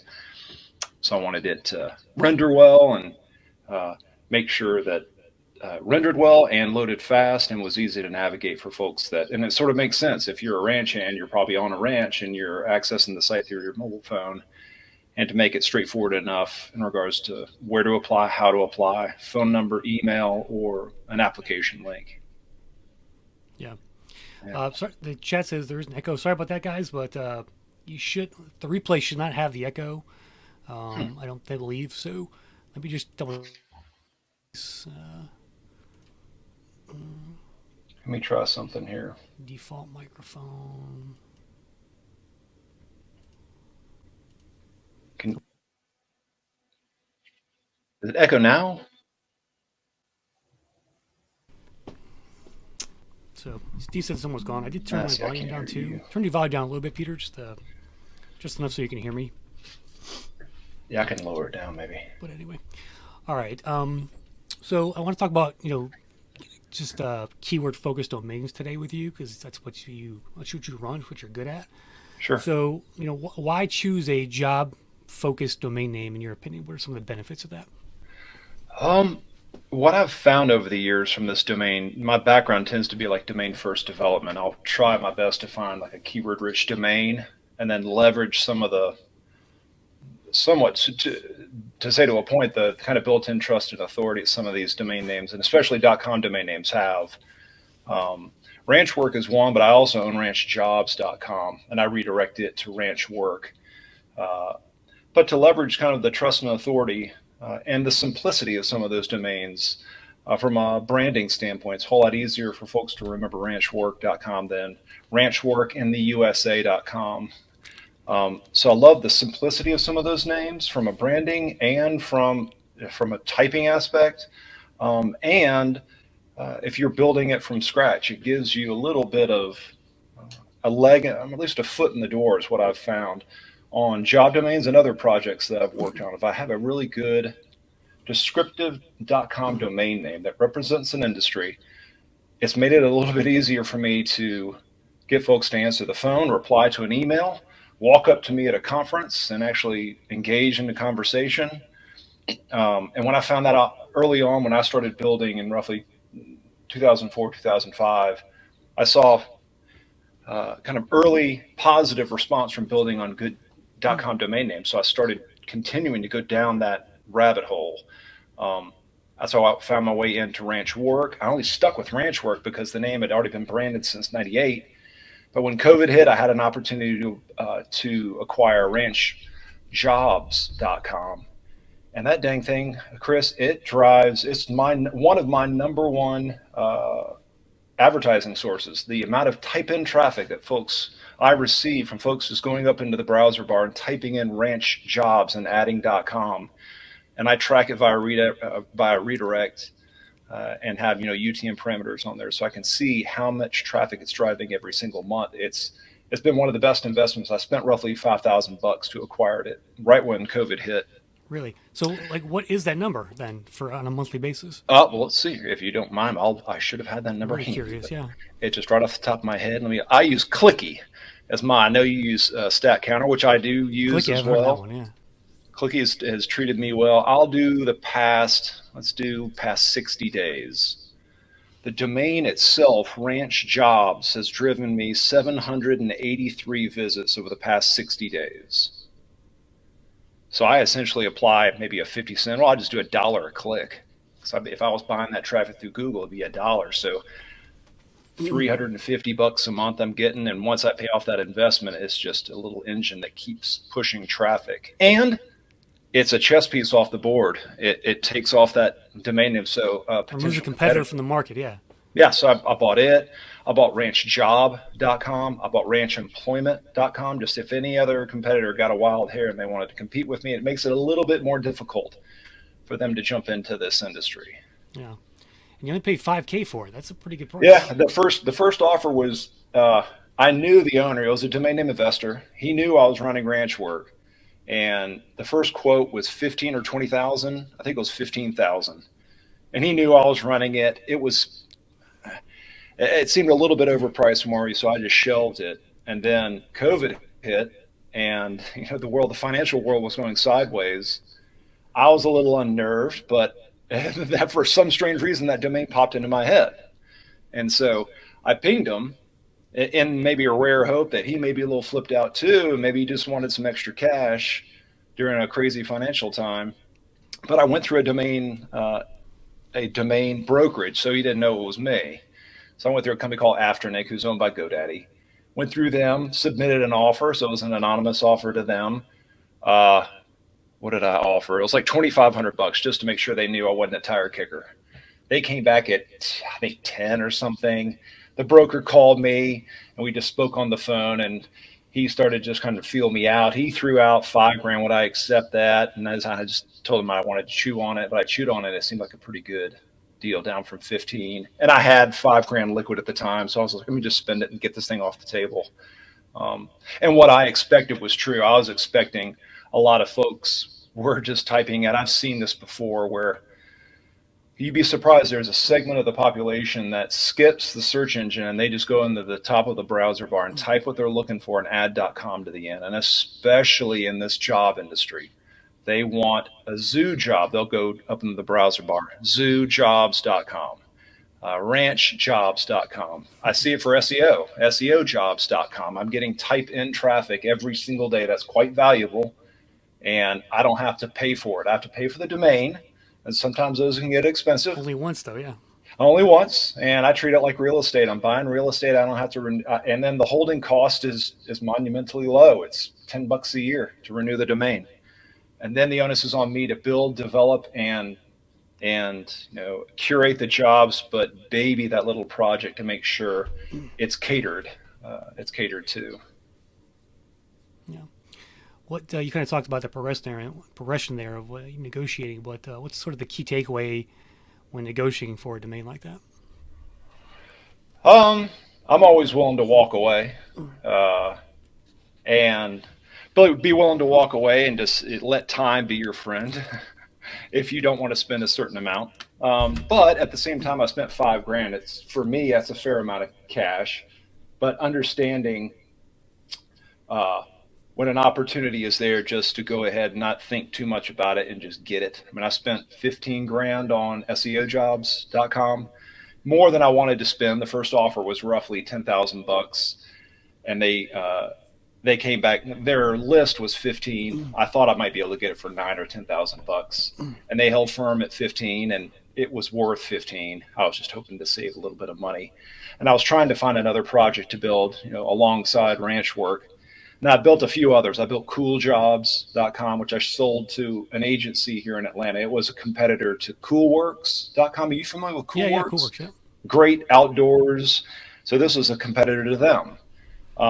That site got a significant amount of just type in traffic, and it ranked well in the search engines as well. And it did similar kind of project to mechanicjobs.com I own, and sold to the owner of towing.com. So I think he redirects it to his new job board that he built on towing.com. But back to your original question, was the original question like takeaways from the negotiation key takeaway aspect? about negotiating a domain like that? I guess it sounds like it's basically just waiting them out, essentially. Yeah, a little bit of that, and just saving up of cash. If you have the ability to save up cash, just have that ready and waiting and liquid, and not thinking too much about it, just to get it and understand. And the shorter the better. .com, avoid dashes and numerals. You want as keyword descriptive as possible. Where I always see it, if you're at a booth or if you're knocking on a business's door, if you're calling them up, they will answer the phone. And they're just intrigued enough if you have like a category killing, highly descriptive .com domain that represents their industry. I found it's a door opener, and it'll get you in, especially if you're a small solo builder and operator like me. it's helped me tremendously to get into some industries where I have no permission to get into. I can just buy this domain, and it's my little key to get in. Yeah, a great domain is instant credibility Yeah, with yeah. many people, especially employers, and things like that. I'm curious, the audience watching, has anybody there paid more than $1,000 for their domain name? If so, like, put the price up there. I'm curious of what you pay for yours, and I'd love to see some of those. But Peter, so there's a domain that just sold, and I showed it to the audience before, cybersecurityjobs.com. That one of my readers, Brian, pointed out to me last week, and I said, okay. It kind of shocked me, the price of this thing. So I want to get your reaction to it. So cybersecurityjobs.com audience just was acquired by a company in the UK who runs that job board I showed you, Yeah. for over, I think it was $205K, I think. $200,000 for a 3-word category-based job domain. So what's your reaction to that number, Peter? To me, that seems really high. It's quite high. You're a but domainer, so you I might have a always different look at perspective. Yeah. yeah, I always look at domain valuations from the salary aspect on the jobs you're trying to fill. Values for ranch job type domains will typically be lower because the salary ranges for a ranch hand might be around $20,000 a year. So what a ranch is willing to spend for a new employee is wildly different from a company who's trying to hire someone wildly important to their company from a cybersecurity, where they're maybe paying $200,000 or $300,000 a year and willing to spend $20,000 to acquire that new customer. Oh, excuse me, the new employee. It is high. Do I think they'll pay the domain name off if they can get that project off the ground? Yeah, they'll be able to get the domain, because they'll be able to charge maybe $1,000 a job posting. And it seems like I don't know too much about that job board, but if it's an existing job board, if they were running on a .net and they've made it profitable, there's a reason that they bought that .com, because the profit margins for some of these job boards is quite good. Yeah. So if they're pocketing a fair amount of good profit each year, then 200,000 is just a drop in the bucket for them. It's when you see the impact of some of these good domain names, spending these larger amounts is a no-brainer for some of us. Even my friend Drew Wash, who bought towing, will go outside of the job board industry, but he bought towing.com. And he started off on an alt domain, but he mortgaged his house to buy it because he knew the impact of that that domain was going to have, and it's become his full-time job. And he has multiple keyword-rich kind of .com domain names that he operates off of. But once you see the impact, some of these prices aren't. They justify themselves based on the impact and the branding and the ease of remembering, even though that one's a mouthful, but it directly represents the entire industry. So yeah, I didn't give you a terribly accurate answer, but a bit high. But if they're already cash flow positive and generate and earning income, it may justify itself. Over the first year, they may pay it off. Yeah. Yeah, I mean, I thought I would have paid $100,000 for it. I thought that would have been a good price. But I think you're right, though. It is about the level of job sometimes that you're going after. It's a growing niche as well, right? That's another aspect of it. Yeah. And it's a global site too. So yeah, I think you're right. I mean, I think eventually they'll pay it back, but it may take a little bit longer. But interesting. I pulled up your site here for the audience if you want to check it out. Sure.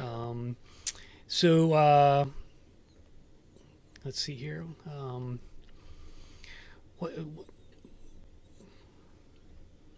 What does this cost you to run from a just a hosting standpoint, Peter? Do you have an idea? Oh gosh, I think I'm paying. I think this is on Liquid Web, I believe. Yeah. And I have 4 or 5 sites that run off this shared instance, so I think it's $50 a month, maybe, it's on a for virtual hosting. server, yeah.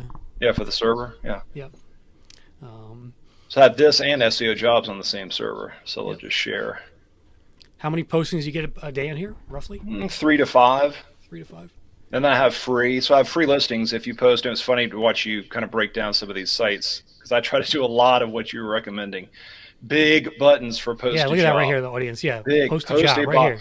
And my Can't miss thing, it. Chris, is I try my best to not place any type of barriers. I don't want any type of login account creation. They choose a package and then they go to a form submission, submit all their information, and then input credit card. There's no account creation. Because I know these ranchers fairly well. I've been in the ranching industry since 2009 on another project, and I know they love simplicity. Yes. They don't want to create an account. They don't want to set up another username and password. And I'm following Peter Levels. He runs Remote OK, and he follows the same methodology. No, he wants zero friction. I want this to be as simple as a little gumball machine. They come to the site, they put a dime in, they turn the lever, and the gumball comes out. And his is similar. Hit the post a job button. So just like you were suggesting, he has the post a job button very nice. prominently posted at the top of the page. Look at this. He's even got a discount code up there. That's nice. He's a force of nature. He runs this job site solo. But he's a PHP developer, so he can do all these crazy. He can go in and start hacking away on the site on the back end and test. I wish I could code because I would have done this 10 years ago. It's fascinating, and he's done quite well with this one. If you do, I don't want to go down a rabbit hole. If you go remote OK /open, that's a long ass form he's got there though. Wow. it is, but it's odd. So go to remoteok.com /open OPEN. He openly shares all of the revenue he generates on the site. Oh, you're kidding! Let me see here. I think he's up to $1 million. Well, check. Is it 100,000? Scroll down. So here's his revenue, and scroll over, and you'll see what he's making per month. Yeah, 100,000 a month on this site. Even though the form submission's long, it doesn't matter. These are all remote jobs. So he's been doing this way before COVID, and then since 2015 looks like. And he's been babying this thing for years. So it took him what? It took him like 4 years to really start making decent money. Yeah. So he created this because he's a developer, so he knows how to run the sites. He just acquired the .com as well. He was running it on remoteok.io, I believe. Wow. And then just acquired the .com. I don't know if he published. He may have published. He shares a lot of the revenue numbers, but yeah. Look at here. Yeah, it's really fascinating. He shares a lot. He's a fascinating follow on Twitter. Yeah, great ad for this conversation. Thank you. Yeah. Real interesting data. remoteok.com /open if you're typing on your own there.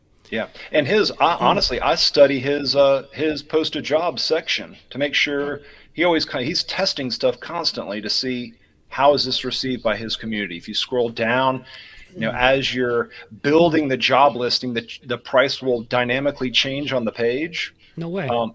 So if you choose some of these checkboxes under design your post, scroll down. Now choose just highlight yellow. See, it changed the price dynamically on the page. That's awesome. That is really awesome. Great stuff. Look at this, expected views, expected clicks. Yeah, wow. Yeah, he just added that, I think, somewhat recently. That's amazing. I gotta have this guy on my show. Yeah. You should. He'd be a great interview. Huh? What's his name? Peter, but he spells it Pieter. He's a digital nomad, so I believe he's in Portugal right now. Oh wow. But he runs this along with several other projects. But this one, I think, is the one that's really struck a nerve. That's transformed into this behemoth, run by a single person, one person, him. I tell you, job board, you don't need a lot of people. Yeah, you just need. And his Twitter is Levels.io, LEVELSIO, Peter Levels. Gotcha. I'll have to look him up. I love the colorful job listings here too. Doesn't have to be fancy, just like mine's. And it's not. And basic, I'm on a smaller level than Peter's, but those right here on the page. Too. He's got QR codes. He's selling QR codes and the shortened URL. That might be the first QR code ever on a job board. Yeah, so QR code, and he's selling. See the ROK.co. He's selling those, so you can buy a shortened URL, and that's another just an add-on for a job. Posting. Jeez. Very interesting. Very interesting. Okay. But yeah, we were talking about go back to your we were talking about the post a job. This is a great post a job button, Peter. Peter. Thank you. Yeah. So it used to be the same size as post a job wanted. I had a few ranchers getting confused, and posting jobs through Post a Job Wanted. So I went in there and made the button even bigger. Yep. And then made Post a Job Wanted smaller, just to make sure that, hey, the genesis of the site is posting a job, but hey, if you also want a job wanted, you can post that as well, but it's a little bit smaller. Yeah, your form is pretty simple there. Okay. Yeah, very simple. And then here's my upsell is, if you want to be included in the email twice or 3 times, I may add more if you scroll up to the number of appearances and the price will dynamic. I totally stole that from Peter. Ah, nice. Love so that if you want to be included, because I have 7,600 people on my email list, and I send out every Monday. Yep. And I'll probably eventually start adding other things, maybe different color backgrounds, or I don't know, maybe an emoji. I don't know. But right now, I like the simplicity of it.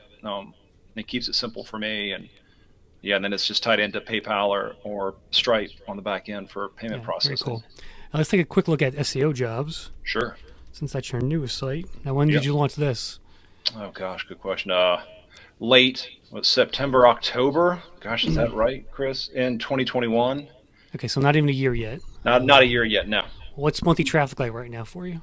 Let's see. Let me jump over there. Hang on. SEO jobs last 28 days. I've had 539 visits, getting about a 26% bounce rate. That's average time on site 3 minutes 42 seconds. So still doing fairly well. My direct traffic is great. I mean, my SEO organic searches are 146 direct, where they're typing in my name, is 130 visits of that. Very cool. Yeah. Very nice. I'm trying to mimic what I did on Ranchwork to see if this haven't got as much of a response from Post a Job Wanted yet. I'm not sure if I'll keep that. I think it'll eventually come around. Yeah. Because my old world was paid search SEO analytics, and I would have tested something. Hey, I'm looking for a new gig, or maybe I want a remote opportunity, and I want to stay private, but I'll list my resume and background on here possibly. Yeah. I love the look of this site. It's just so clean and modern looking. It really just pops to me. Thank you. From a design standpoint. So, who does your work? Your a girl here in Georgia, Jill Lynn Designs. She's just insanely talented. She's a designer and developer, WordPress developer. So she is the one I lean on for some of because I can do a little bit of PHP. I can do most of the WordPress stuff, but she just does so much better. Yeah, better clean stuff. Mine will be duct taped together, with bubble gum and tape, but hers is just so clean and fast and responsive. And the first version of Ranchwork I built myself, but then when it started justifying an investment to rebuild it, I leaned out to a professional as I can. Well, I could, but I prefer just to have a professional. I like supporting the professionals out there who can do a whole lot better than I can. And then I can focus on customer support, marketing, branding, analytics, attending conferences. Like I went to a Dude Ranch conference in January in Tucson, Arizona, and then just, shake hands and talk shop. I'll get a couple questions here for you. Rex asking, what's the ratio of free posts to revenue? Do you have a sense of that? Yeah, good question. Let's see. Today I had 1 paid listing and 2 free. But typically I would say lately it's about 70% paid, 30% free. And it was entirely flipped. At the beginning, I was seeding everything, and everything was free. And then I'd slowly I may have 10%, and that slowly flip-flops as you continue to dote on these sites and cater to them every single day. I mean, I post jobs essentially 7 days a week on Ranchwork. Yeah. And then Sam's asking, at what newsletter size did you start including the add-on for that? How big was your email list? The extra, that was just a recent, the upsell. I mean, the upsell I have for adding their ad within 2 email listings. That was very recent, within the past 6 months. I didn't start building my email list until Ranchwork was under my wing was, 4 or 5 years old. I had a Facebook page. I didn't like Facebook's business practices, so I killed the Facebook page. I had 16,000 people, so I killed the Facebook page, then added when I rebuilt the site, I added the email signups on the page, and I wanted, to your point of kind of inserting AdSense on the side, I wanted those to be as clean and non-intrusive as possible at the footer of the page, on the left navigation. But virtually all of my job seekers are scrolling down to the bottom of the page, and then they just drop their email list. And my list is growing by probably 5 or 10 signups a day on ranch work. And no pop-ups. I've never been a fan of pop-ups. I've been in the web since the late 90s. Those came and went, and they come back somehow. And so I dislike that experience, so I don't use pop-ups. I just try to design the site so those are nice and clean and incorporated into the site. So it encourages the user to sign up without having to be annoying and throwing up a pop-up. Very cool. Well, we appreciate the knowledge dropping, Peter. This is a great conversation. I definitely learned a lot as well, too. So thank you very much for Thank you. Well, I appreciate you having me on. Yeah, it's ranchwork.com, SEOjobs.com. So we'll hook up with Peter there if you want more information on with him. But yeah, thanks again, Peter. Yeah, I'll be back around during your happy hour, too. All right, we'll see you then. Awesome, man. Cool. Yeah, don't forget, everybody, a happy hour. It's on Zoom. I'll email out the link again after the show's over here. But we'll thank Peter and say goodbye to him. And all right, moving along here. 2 hours in. How we doing, everybody out there? One more hour left. And who's up next? Stephen Rothberg. Are you ready? Let's get Stephen on the line here. There he is. Invite. And here he comes. So Steven's going to talk about, he's from collegerecruiter.com, and he kind of famously pushed his site to entirely CPC based. No job postings, paid a job post. And there he is from Minnesota, I assume. I am. Thank you for hosting. Is the lakes unfrozen yet? I can see one out my window. It's sort of, I think it's slush. Probably a bird could land on it, but if a kitten went out, I think it would be a bad day for that kitten. Well, thanks for joining us, Stephen. How's business? Business is good.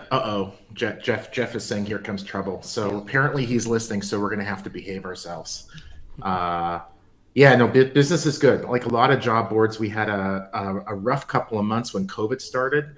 It was mostly because our customers were all moving out of their offices and moving into their homes, and they had to try to figure out how to get laptops to employees, and it's hard to remember just how crazy it was for a couple of months. But then our business really bounced back. It came kind of roaring back in like June of 2020, and we've been growing at like 30 to 50% year over year for the past few years.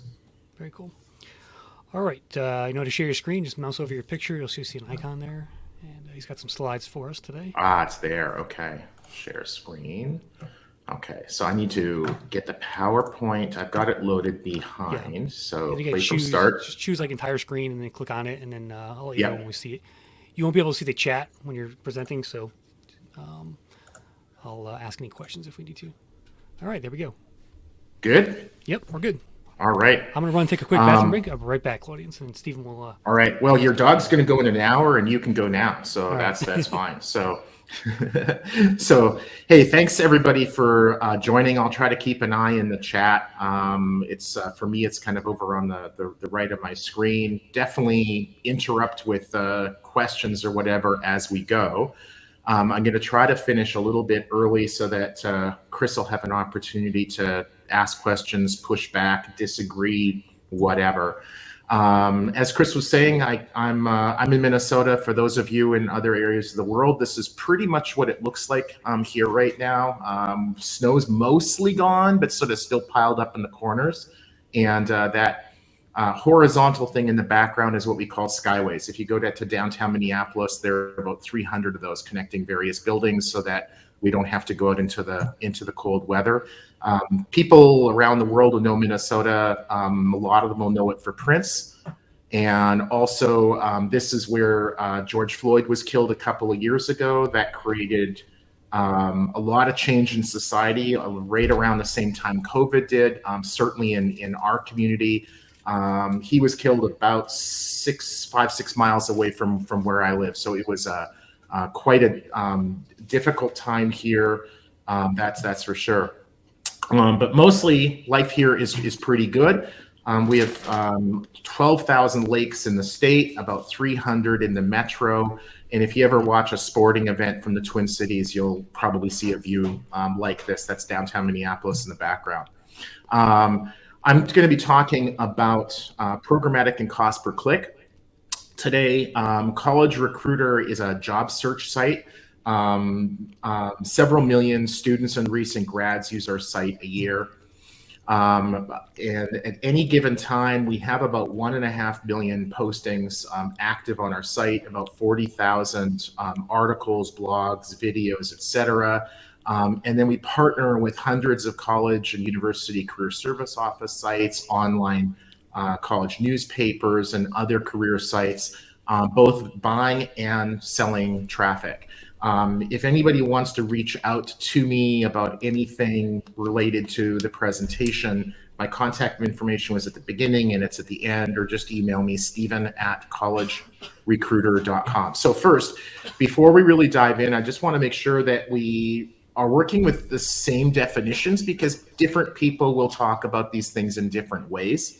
Programmatic to me really boils down to software making the purchasing decisions. So basically, you use software to determine where that ad should run, for how many minutes, hours, days, and also when it should stop running. A traditional duration-based job board will run a posting for usually 30 days, whether the response is great or not. If the employer wants to hire one person or 50 people, basically the job board does not differentiate. There's not a good way for the vast majority of job boards to know that the employer who wants one hire should get, say, 10 applications. The employer that wants 50 hires should get, say, 500 applications. As we'll talk about a little bit more, you can do that with programmatic, and also coupled with either cost per click or cost per application or acquisition, as a lot of people refer to it. Performance-based advertising basically means that the job board in our world takes the risk. If the job does not perform well, we don't get paid. If it performs well, we get paid well. Cost per click, there are different definitions, but the one that I'm going to use will be when the job seeker sees the posting. They typically are going to click the job title in your search results, or they might go to your job detail page where the actual job description is.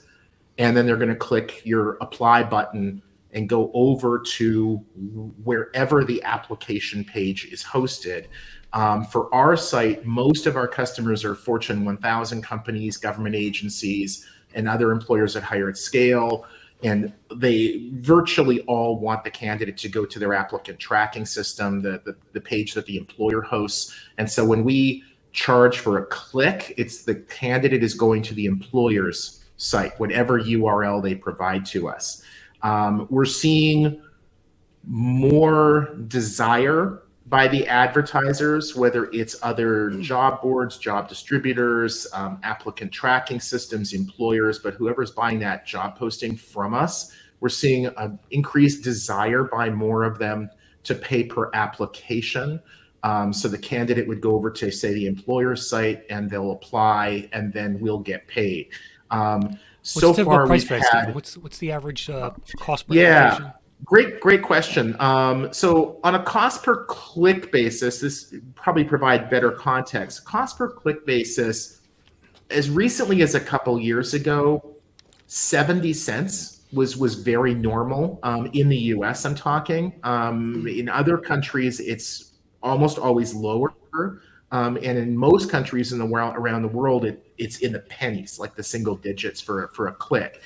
If you figure that in the US, you're going to see, if you're lucky right now, 1% to 2% of those clicks are going to convert into applications. And so when you kind of back out the math, you're talking a cost per application, $50-ish is pretty normal. A couple years ago, that same employer with the same posting would probably be paying $30-ish. We had a customer a couple of days ago tell us they're just in the process of going live with us, and they told us sort of what they want to see. They're paying per click, but backing it out to an effective cost per application. And what they told us was a couple of years ago, they were paying $15 for the people when you go into like a grocery store, like a Costco, Sam's Club, or, Kroger's, whatever, and they're doing product demos. You want a little taste of a bagel bite, and then maybe you'll buy a box of that. Yep. It's those people that they're hiring. A couple of years ago, they were paying an average of $15, effectively per application. What they told us, I think late last week, was that right now they're looking at 90. 90. So 90, which shocked me. But it's really, really hard to hire part-time employees. Some key dates when we're talking about programmatic and performance-based advertising. Yahoo launched, it's quite a while ago now, 1994, right around the same time. The first really good browser came out, Mosaic Netscape. Don't hate me if you were a Gopher fan. And we launched in 1996. Google launched in 98. And then in 1999, no, not that 99, but in this 99, that's when we started to really transform our business. We were publishing mostly campus maps with advertising around them, employment magazines, et cetera. And we just migrated everything over to digital starting in 99. Couple years later is when Google launched their AdWords program. Until then, the first 4 years of their existence, those of us who were using Google at the time, we all thought, wow, this is an awesome tool. Too bad it won't be around for long, because who the hell can make money from search? Well, they kind of figured it out. Right around the same time, Don Firth launched the first cost per click job board. And then Indeed came along right after that and really popularized cost per click. Fast forward 12 more years, that's when we created our cost per click program. We call it Jobs That Scale. And the reason we call it Jobs That Scale is because we focus on the employer that's not looking to hire one person here or one person there. We're focused on the employer that's looking to hire dozens or even hundreds into the same or similar role. And just last year, we started to accept postings outside of North America. Chris, probably a different topic for a different day, but we're seeing rapid consolidation in recruitment marketing. Employers that used to push the recruitment advertising spend down to the store level. So, an individual Walmart or an individual Home Depot, if it had an opening, the store manager would call up the newspaper or go onto a job board and post that ad. More and more of that is being centralized in either national or even international headquarters. In my opinion, is that a lot of it is being driven by programmatic. The skill set required for programmatic is very different than just going to a traditional job board and posting a job and hoping that it works. You really need much greater math skills and to really have a much better idea of sort of what that candidate is worth to you, whether it's a view, a click, an application, et cetera.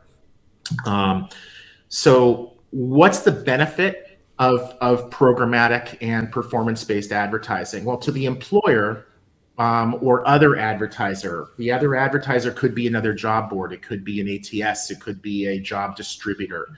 It shifts the risk from the advertiser to the publisher. So from the employer to the job board, for example. It also allows the advertiser, typically the employer, to optimize their spend. So rather than posting and praying, hoping that in that 30-day run, they'll receive enough candidates, enough applications that they can hire that person or 10 people or 50 people, but not way more applications than they want.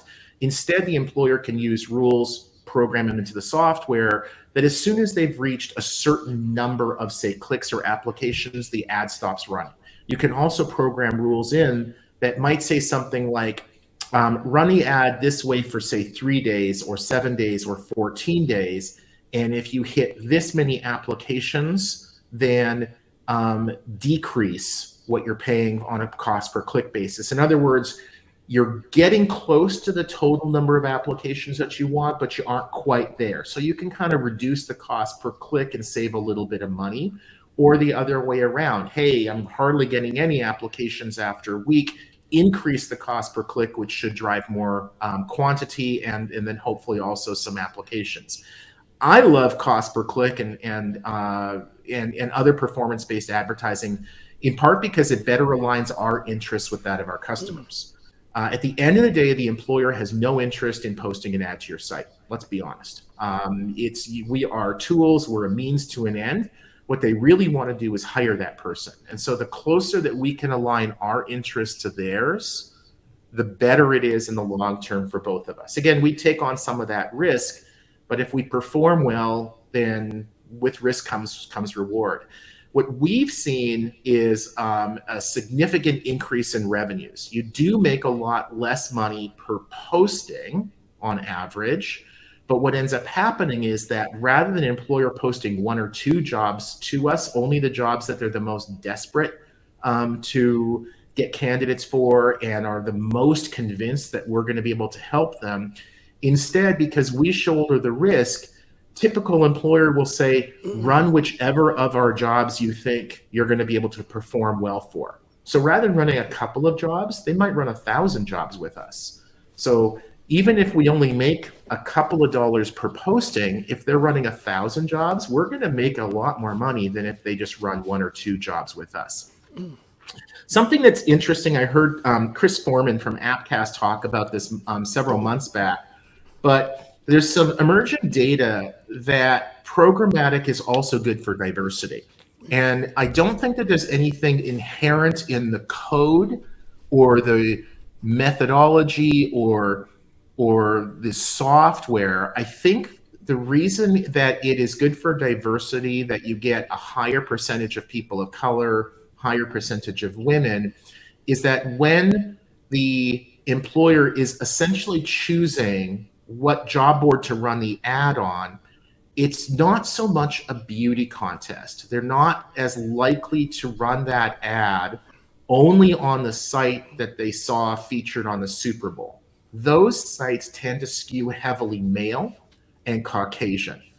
But if through programmatic, now they're running that ad on dozens, hundreds, even thousands of sites, those smaller sites, the sites the employer might not have known about, they tend to do a better job of reaching more diverse candidates.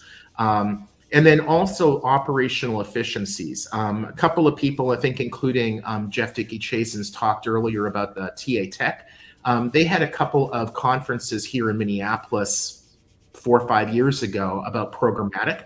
And one of the speakers was from Bing, and he talked about how Bing went from, in their display ad business, they went from having, I think it was 200 salespeople and losing money on their sale of display ads to 8 salespeople and making money. And it's because you just don't need nearly as many salespeople. In our business, we have far more people on the campaign management, you could call it customer service side, but people who are sort of watching the campaigns, making adjustments, improving a code.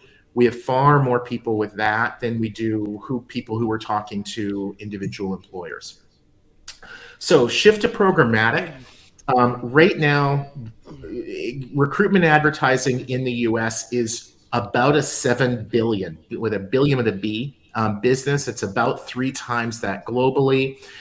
If you take out LinkedIn recruiter seats, resume searching, and other non-job postings like display advertising, you're talking about roughly 5.5 billion in the US. And if you're talking about sort of the audience or the kinds of employers and advertisers that we serve, the enterprise level, large organizations, that becomes a couple of billion.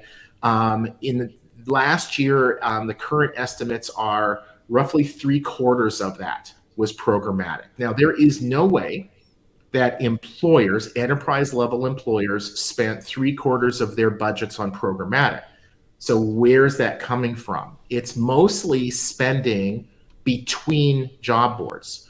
So an employer might buy a duration-based posting for $250 from XYZ job board, and then that job board might spend $100 or $150 of that programmatically cost per click to drive candidates to that posting to help ensure that their customer is happy.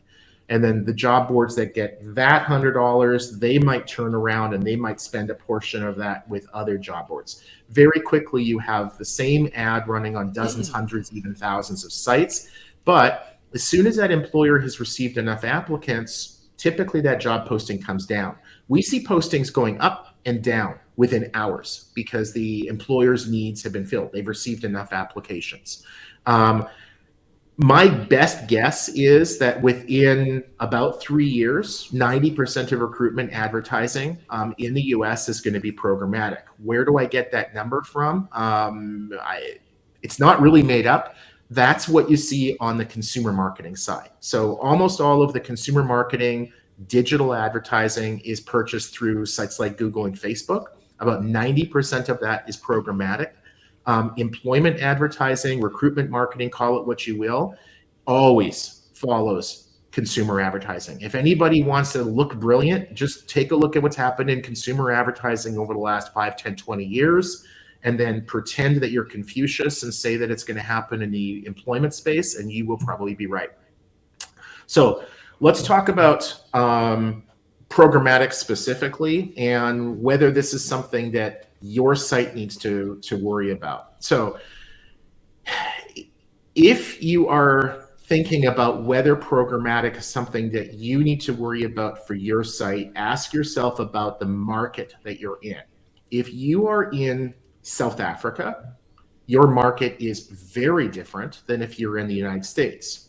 If you work, if your market is people who want to work on ranches, your market is very different than those who are looking for sales positions.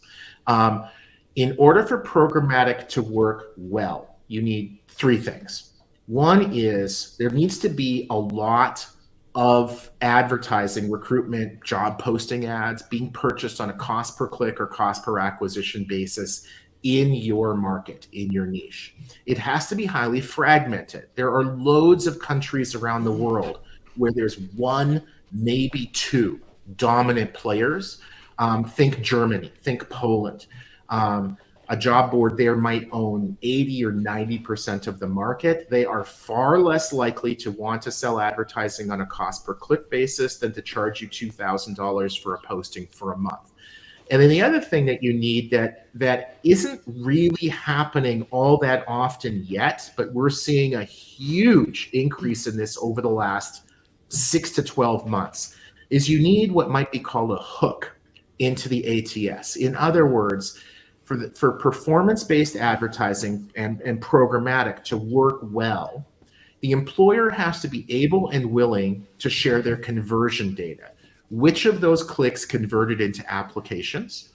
They need to share that with the job board or other media that they're buying that ad from. And then that job board also needs to share it with its publisher or downstream partners. Everybody up and down that food chain needs to be able and willing to share that conversion data. The reason is, if we send 100 clicks to an employer's site, we have no idea, unless we have that data, if any of those clicks convert into applications. But if the employer will tell us that click number 8 and click number 47 converted into applications, then we can figure out which of our traffic sources, either organic or job match alerts or a college career service office or whatever, delivered that candidate. And then that means we're going to want to buy more traffic like that. We do that programmatically. More likely, though, is that we might see 50 clicks going to that employer's job from one of our sources, and none of those 50 converted into an application. That's a strong signal to us that that kind of traffic is not converting well for that employer, and so we better stop. This comes a couple of slides from Jeff. I think that there is this perception that programmatic and cost per click is a US thing. To an extent, that's true. Their programmatic and cost per click and other performance-based advertising like cost per application is much, much more common in the US market than it is overseas, but it's rapidly growing. So to say that it's much more likely that a job board in the US is selling advertising programmatically or on a performance basis does not mean that none of the overseas sites are. We're seeing rapid adoption in the UK. We're seeing rapid adoption in Canada. I think, Chris, probably your next guest, Serge, will be able to speak very well to what's happening in Canada. Again, looking at sort of where the data is coming from. Now, the reason why I think that some of these numbers are skewed is simply the sampling. The sites that responded to Jeff's surveys, I suspect, were largely the large aggregators or even niche sites like ours, and higher traffic sites are just much more likely to use programmatic and cost per click than smaller traffic sites where there's maybe one person, maybe even that person is part-time. Now, if you're going to try to shift your business from traditional duration-based to programmatic performance-based, like we did 5-6 years ago, you got to look out for 4 things. One is the pricing, product. Second is product. Third is people. 4 is process. Quite frankly, I was blown away. I was shocked at how much of a difference we needed to make internally. It wasn't just about, oh, well, you sell a posting for $100. Well, now you can sell that same posting for $1 per click. Your product needs to be different. The people you have need to be different. Their skill sets are different. And the process that you follow needs to be different, because we're watching campaigns every day. If you've got a post and pray kind of model, 30-day posting, job goes up and you can kind of ignore it for 30 days. When it's pay-per-click, you can't. You have to be watching your campaigns on a daily basis, programmatically, with people, or more likely both. We have different kinds of pricing models. An employer can sign up for a month with us. The vast majority of our customers sign up on a subscription basis. Our sales agreement makes that the default, and it's been great. 96% of our customers renew month after month after month after month. We make it really easy for them to cancel. We say you can cancel, no problem, no questions asked. Well, actually, we do ask questions, but with only 5 days notice, anytime after the first 30 days. So we want them to commit to 30 days. And if we suck, or if they just don't have the need after that, we stop. That has led to our annual recurring revenue going from, I think it was something like 42 or 43% to, I think it's something like 75% now in just a couple of years. For investment, for acquisition, and even just weathering recessions. Annually recurring revenue is something you really, really want to watch out for. We've introduced internally and sort of forced some of our vendors to use the terminology externally when they're working with us too. We talk about customer spend, cost per click. That's what our customer, employer, job board, etc., is spending with us, not just a bid. We don't use the word bid because the bid could be what that customer is spending with us, or it can be what we are paying one of our partners to drive that traffic. And then one of the great things about the pricing too is that it's just, as I was saying earlier, it's led to much greater revenues. 4 or 5 years ago, the biggest package that we could sell to an employer was $12,500 a year. It was kind of an unlimited, what we called an all-you-can-eat. We have a bunch of employers now that are spending over $100,000 a year, and they're happy because they're getting 10, 20, 30 times the candidates. Yeah. Product, again, traditional duration basis. We offer flat cost per click for some of our customers who aren't as sophisticated programmatically or just don't have the tools, but most of our customers price different jobs at different cost per click. And we call that job level bidding or variable bidding. So we could get a feed of 10,000 jobs and there can be hundreds of different CPCs in there. And again, I also already mentioned the subscription basis. In terms of the people, you're going to need far fewer people on the sales side. You're going to need more people on the customer service side. Good news is they're cheaper. You're going to need more developers. It's definitely much more difficult programmatically.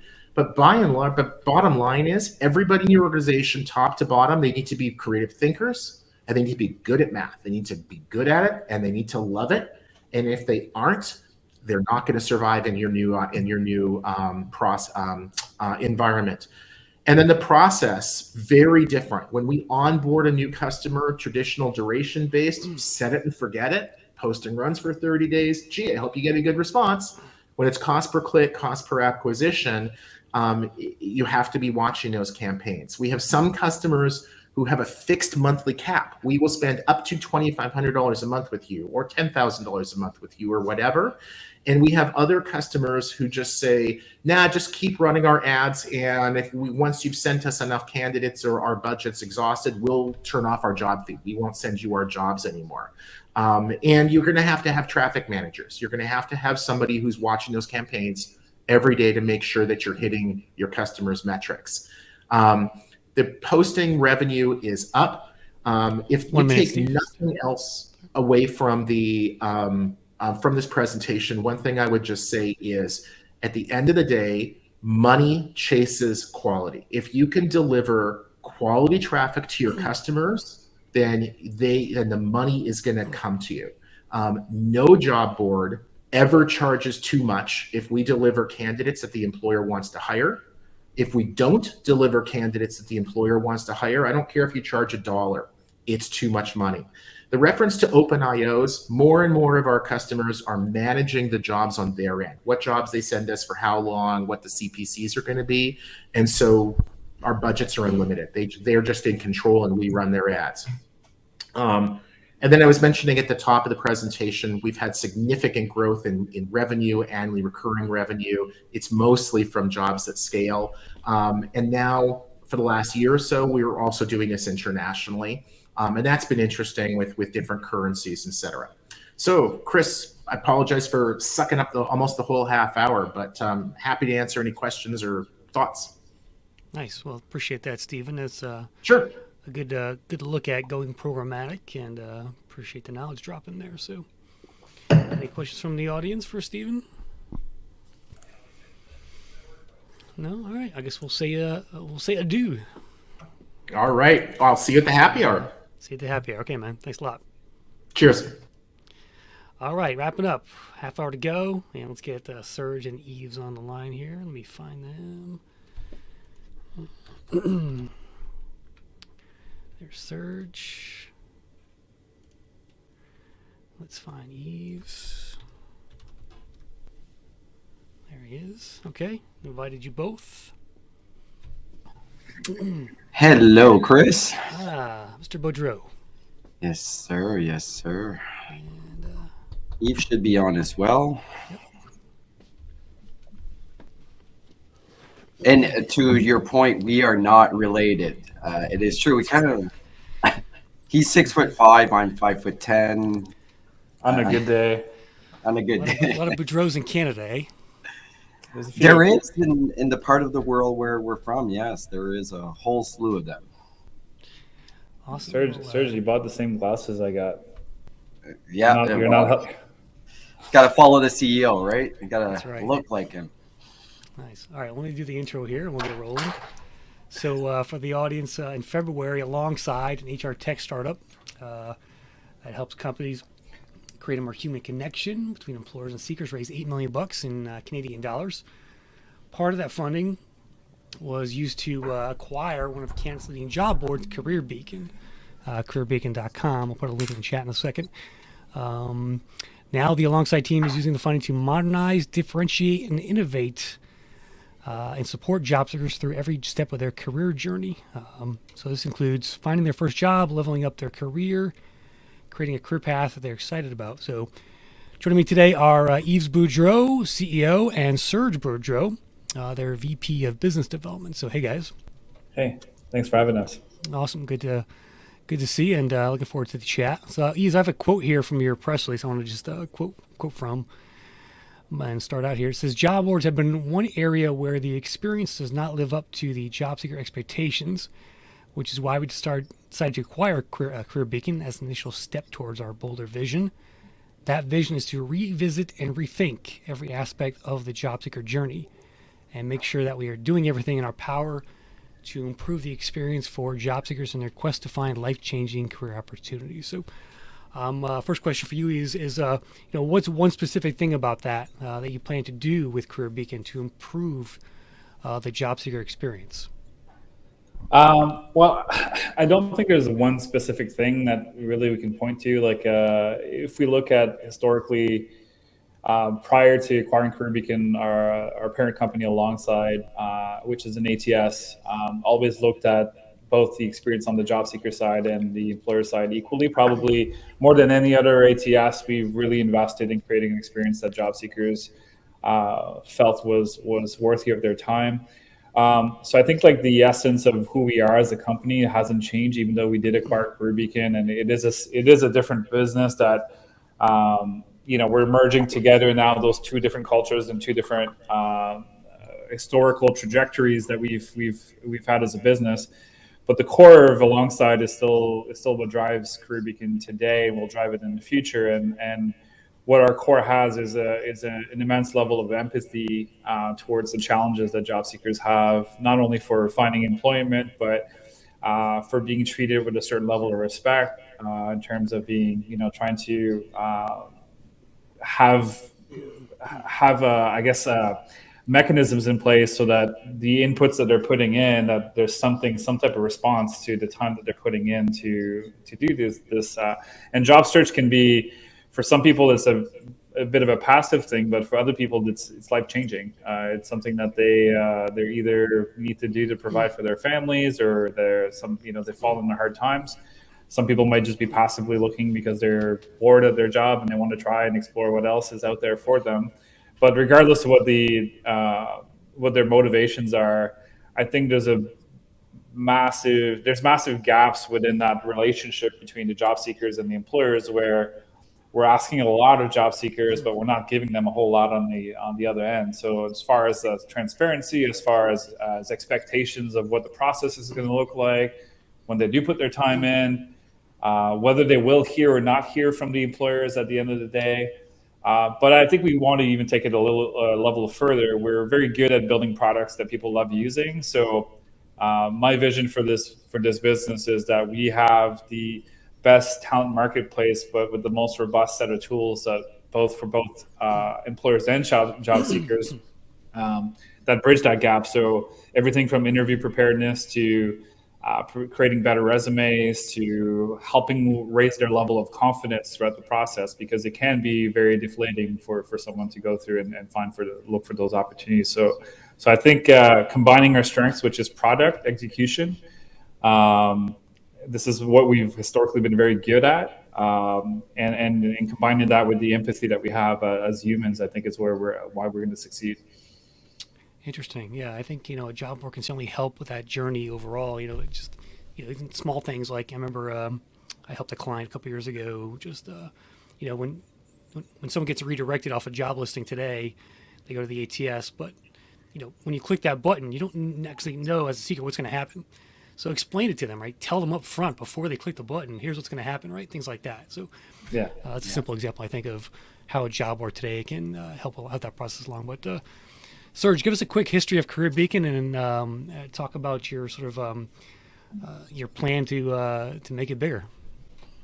Well, Career Beacon has been in business for over 20 years. Was actually owned by one of Canada's biggest business in Canada. So when alongside acquired and looking at a really strong base of clients, if we're looking at it in Atlantic Canada. So it's funny because I used to compete against Career Beacon when I was at Indeed and at Workopolis, and both of those companies never made inroads in Atlantic Canada because of that firewall, that Career Beacon, strong brand, strong employer loyalty. So we want to take advantage of that. We want to keep growing that. We want to solidify our base as far as what we do in Atlantic Canada, but then take that and then eventually move into other areas as we're growing across the country.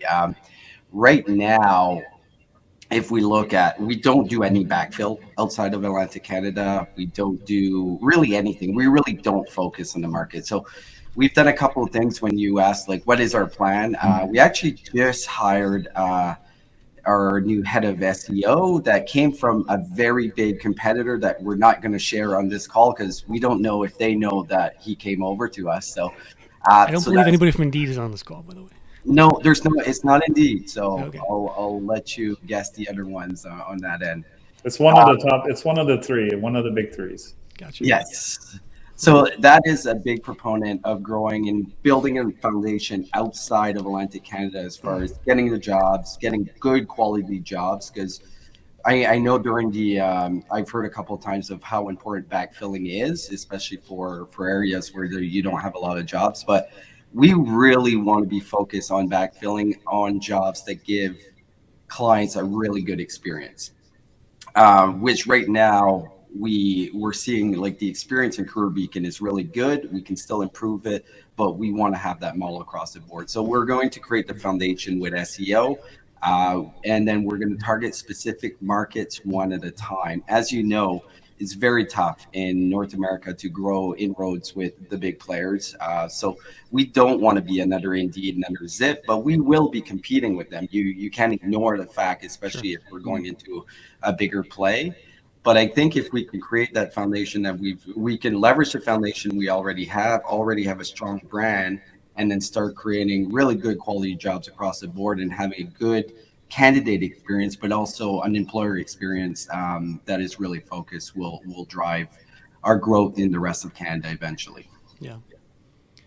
From a marketing perspective, I mean, do you have sort of an A to Z approach there as far as just leveraging all the channels out there? Yeah, I think it's across the board. Like, I'll let Yves dig in a little bit deeper on that. But like I said, our first step is the SEO, really getting on top of SEO. Yeah, I mean, so we just acquired the business 3 months ago. So it's actually like we're just about to close our first quarter since we've acquired, and thankfully it's been going great. Like, as far as like the new ownership, the transition has been as smooth as you could probably hope for. A lot of things can go sideways when these things happen, but we've avoided a lot of potential disasters. But so yeah, it's been really well received from the market.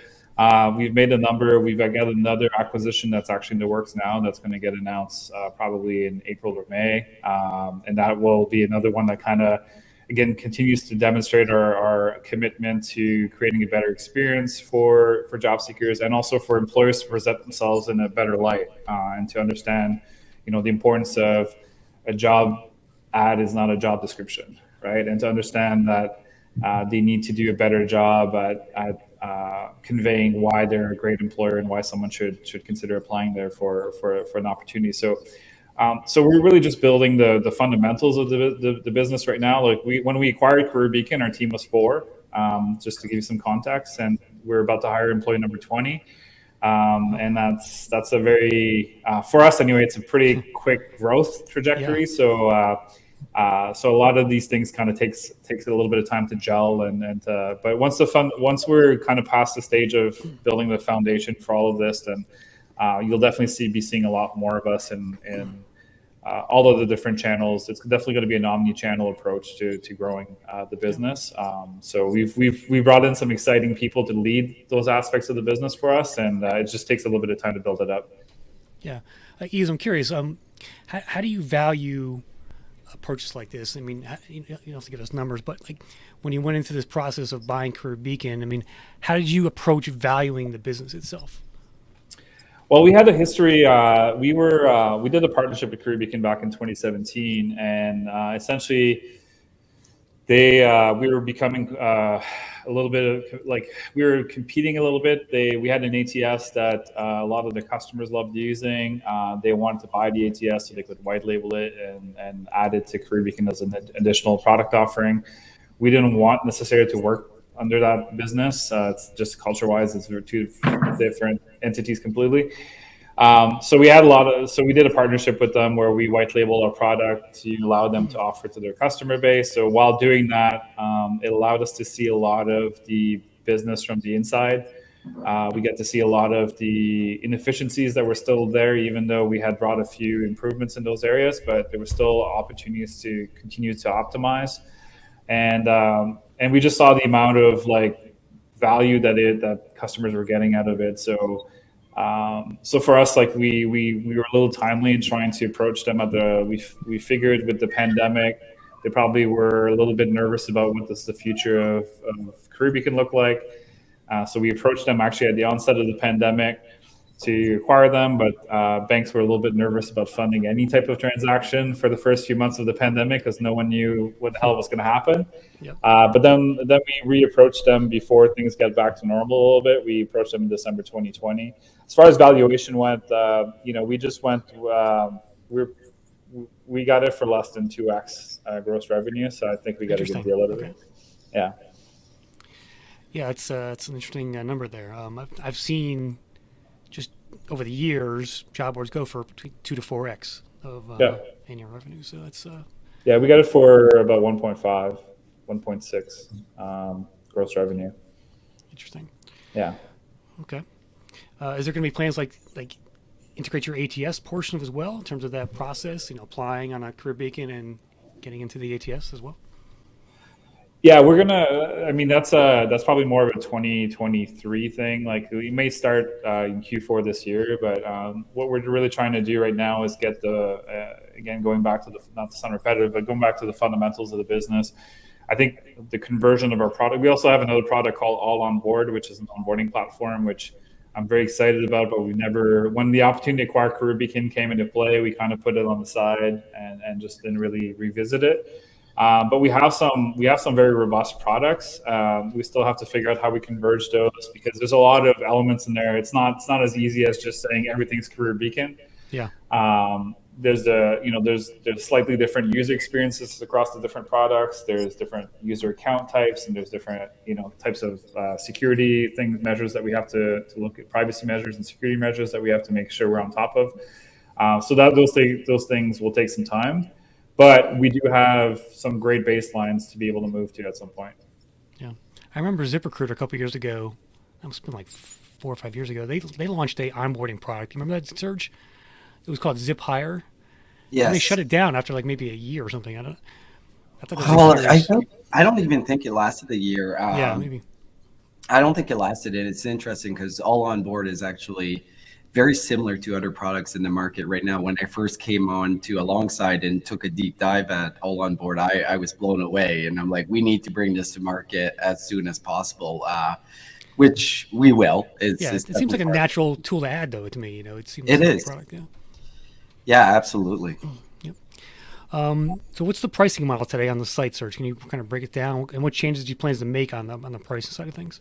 Yeah, it's very timely after Steven's conversation because coming in, it's duration-based advertising, right? Which, coming from a background of CPC and CPA, it's not my favorite model, but also we got to be very careful in the established client base that we have in Atlantic Canada. This is how they've been buying. And in some ways, we do think it's helped us fend off Indeed, in some ways, because the complication of understanding CPC, CPA has been something our clients have not adopted really quickly. But we do have plans to go to a pay-for-performance model. We're evaluating different ways we could do it. Let's just say this, as we move outside of Atlantic Canada, it will not be a duration-based model and will eventually phase out as far as what that looks like. But we have different packages, very similar. We have a very active sales team that is out there.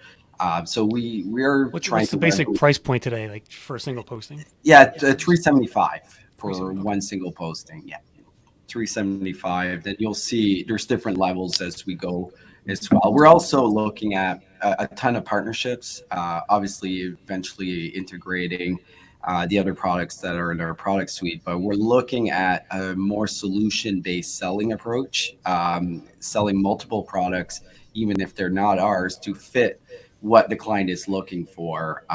So that's one of the main priorities that I've been working on, is just building those partnerships across the board.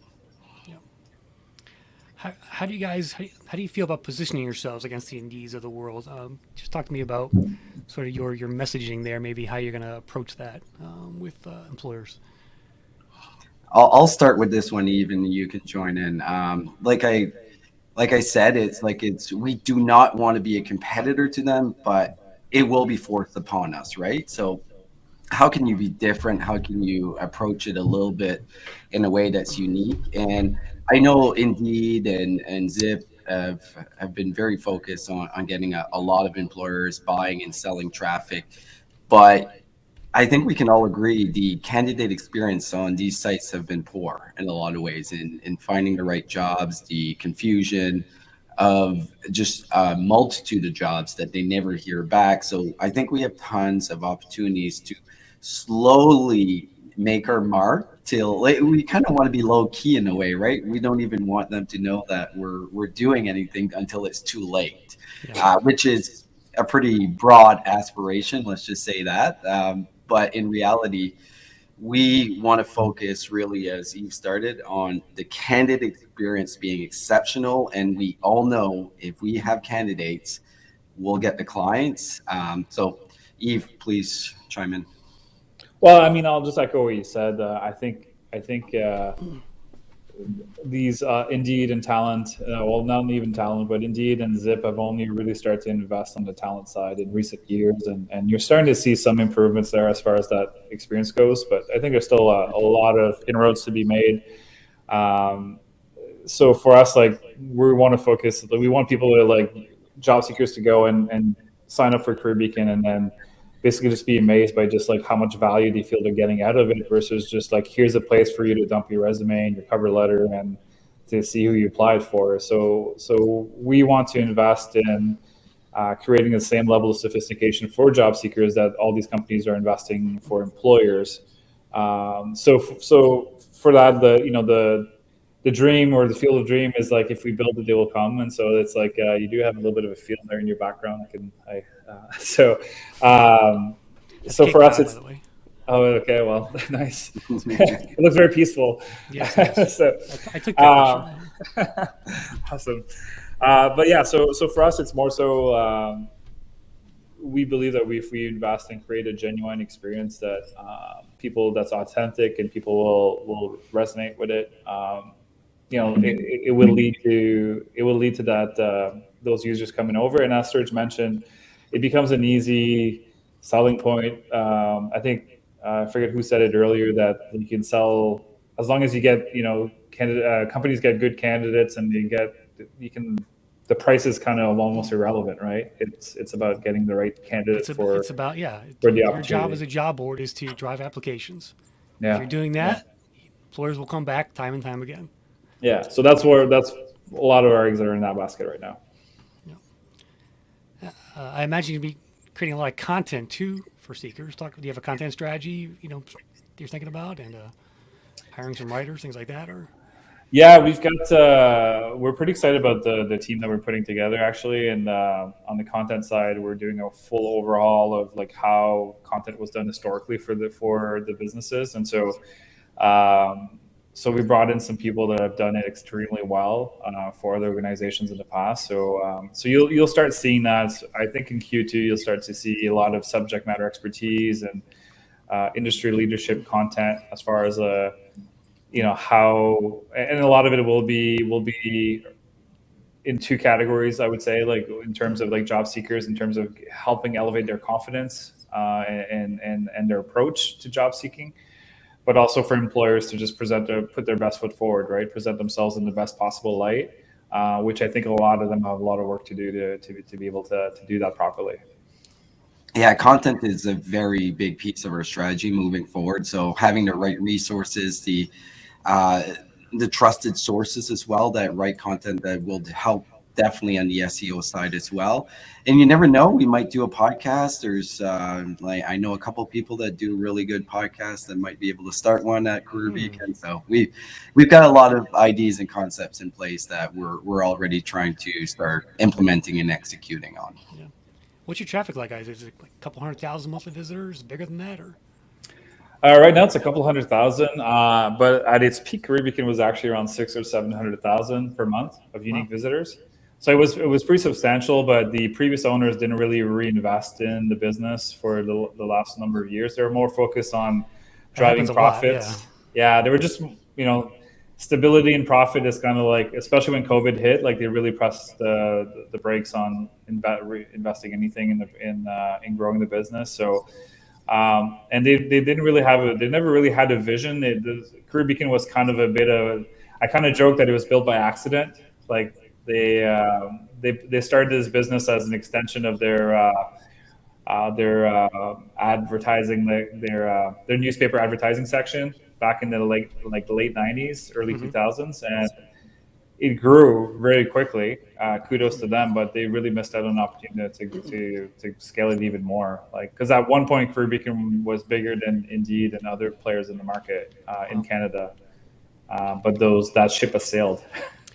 Yeah, I've seen it time and time again in the business. People just let their sites go. So, but last question for you guys as we wrap things up from each of you. Just give me one nugget of advice that you would give to a new job board owner of today if they were starting a job board. Serge, you go first. Don't do it.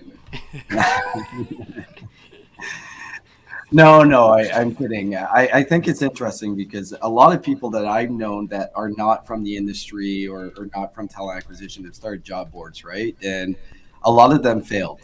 So the best advice that I would give, have a really deep understanding of what the HR community, the talent acquisition community is, because that will have a dramatic impact of not making a ton of mistakes, which is usually what happens, not understanding the complexity of actually selling into HR in some cases and how slow it can move. Like, what are the driving factors that they're looking for when it comes to make a buying decision on a job board or anything in the HR tech space. So my best advice is make sure that you dig into this industry, get involved into as many industry networking that you can. Podcast is a really good one called the Recruitment Flex. And I know a couple of guys, and no, I'm kidding, but there's plenty. Learn the industry. I'm Serge, and I'm Shelley. Yeah, exactly. I would say for me, like we've been approached to build job boards nonstop for the last 5 or 6 years. We built a few. Well, we built one that actually ended up having a decent amount of success, but they invested a ton of money to drive the traffic. Like they really, they invested in buying data sources and advertising campaigns. They had ads in all the airports, and it had an impact, but it wasn't. A lot of people come to us and they're like, oh, we're an association or we're this organization that has like this built-in audience and we want to build a job board. But what they forget is that it's not a natural destination for someone to go to and look for employment opportunities. Someone doesn't go and think, oh, I'm going to go to my local chamber of commerce to see if there's opportunities for me, or I'm going to go to this specific niche board, because they're not really tailored to look at it that way.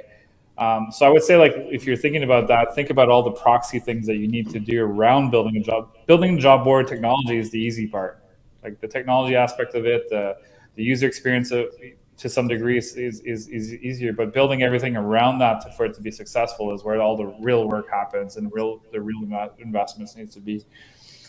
So that would be my advice, to look at it more as a marketing, lead gen, all of those strategies versus I want to build a job board.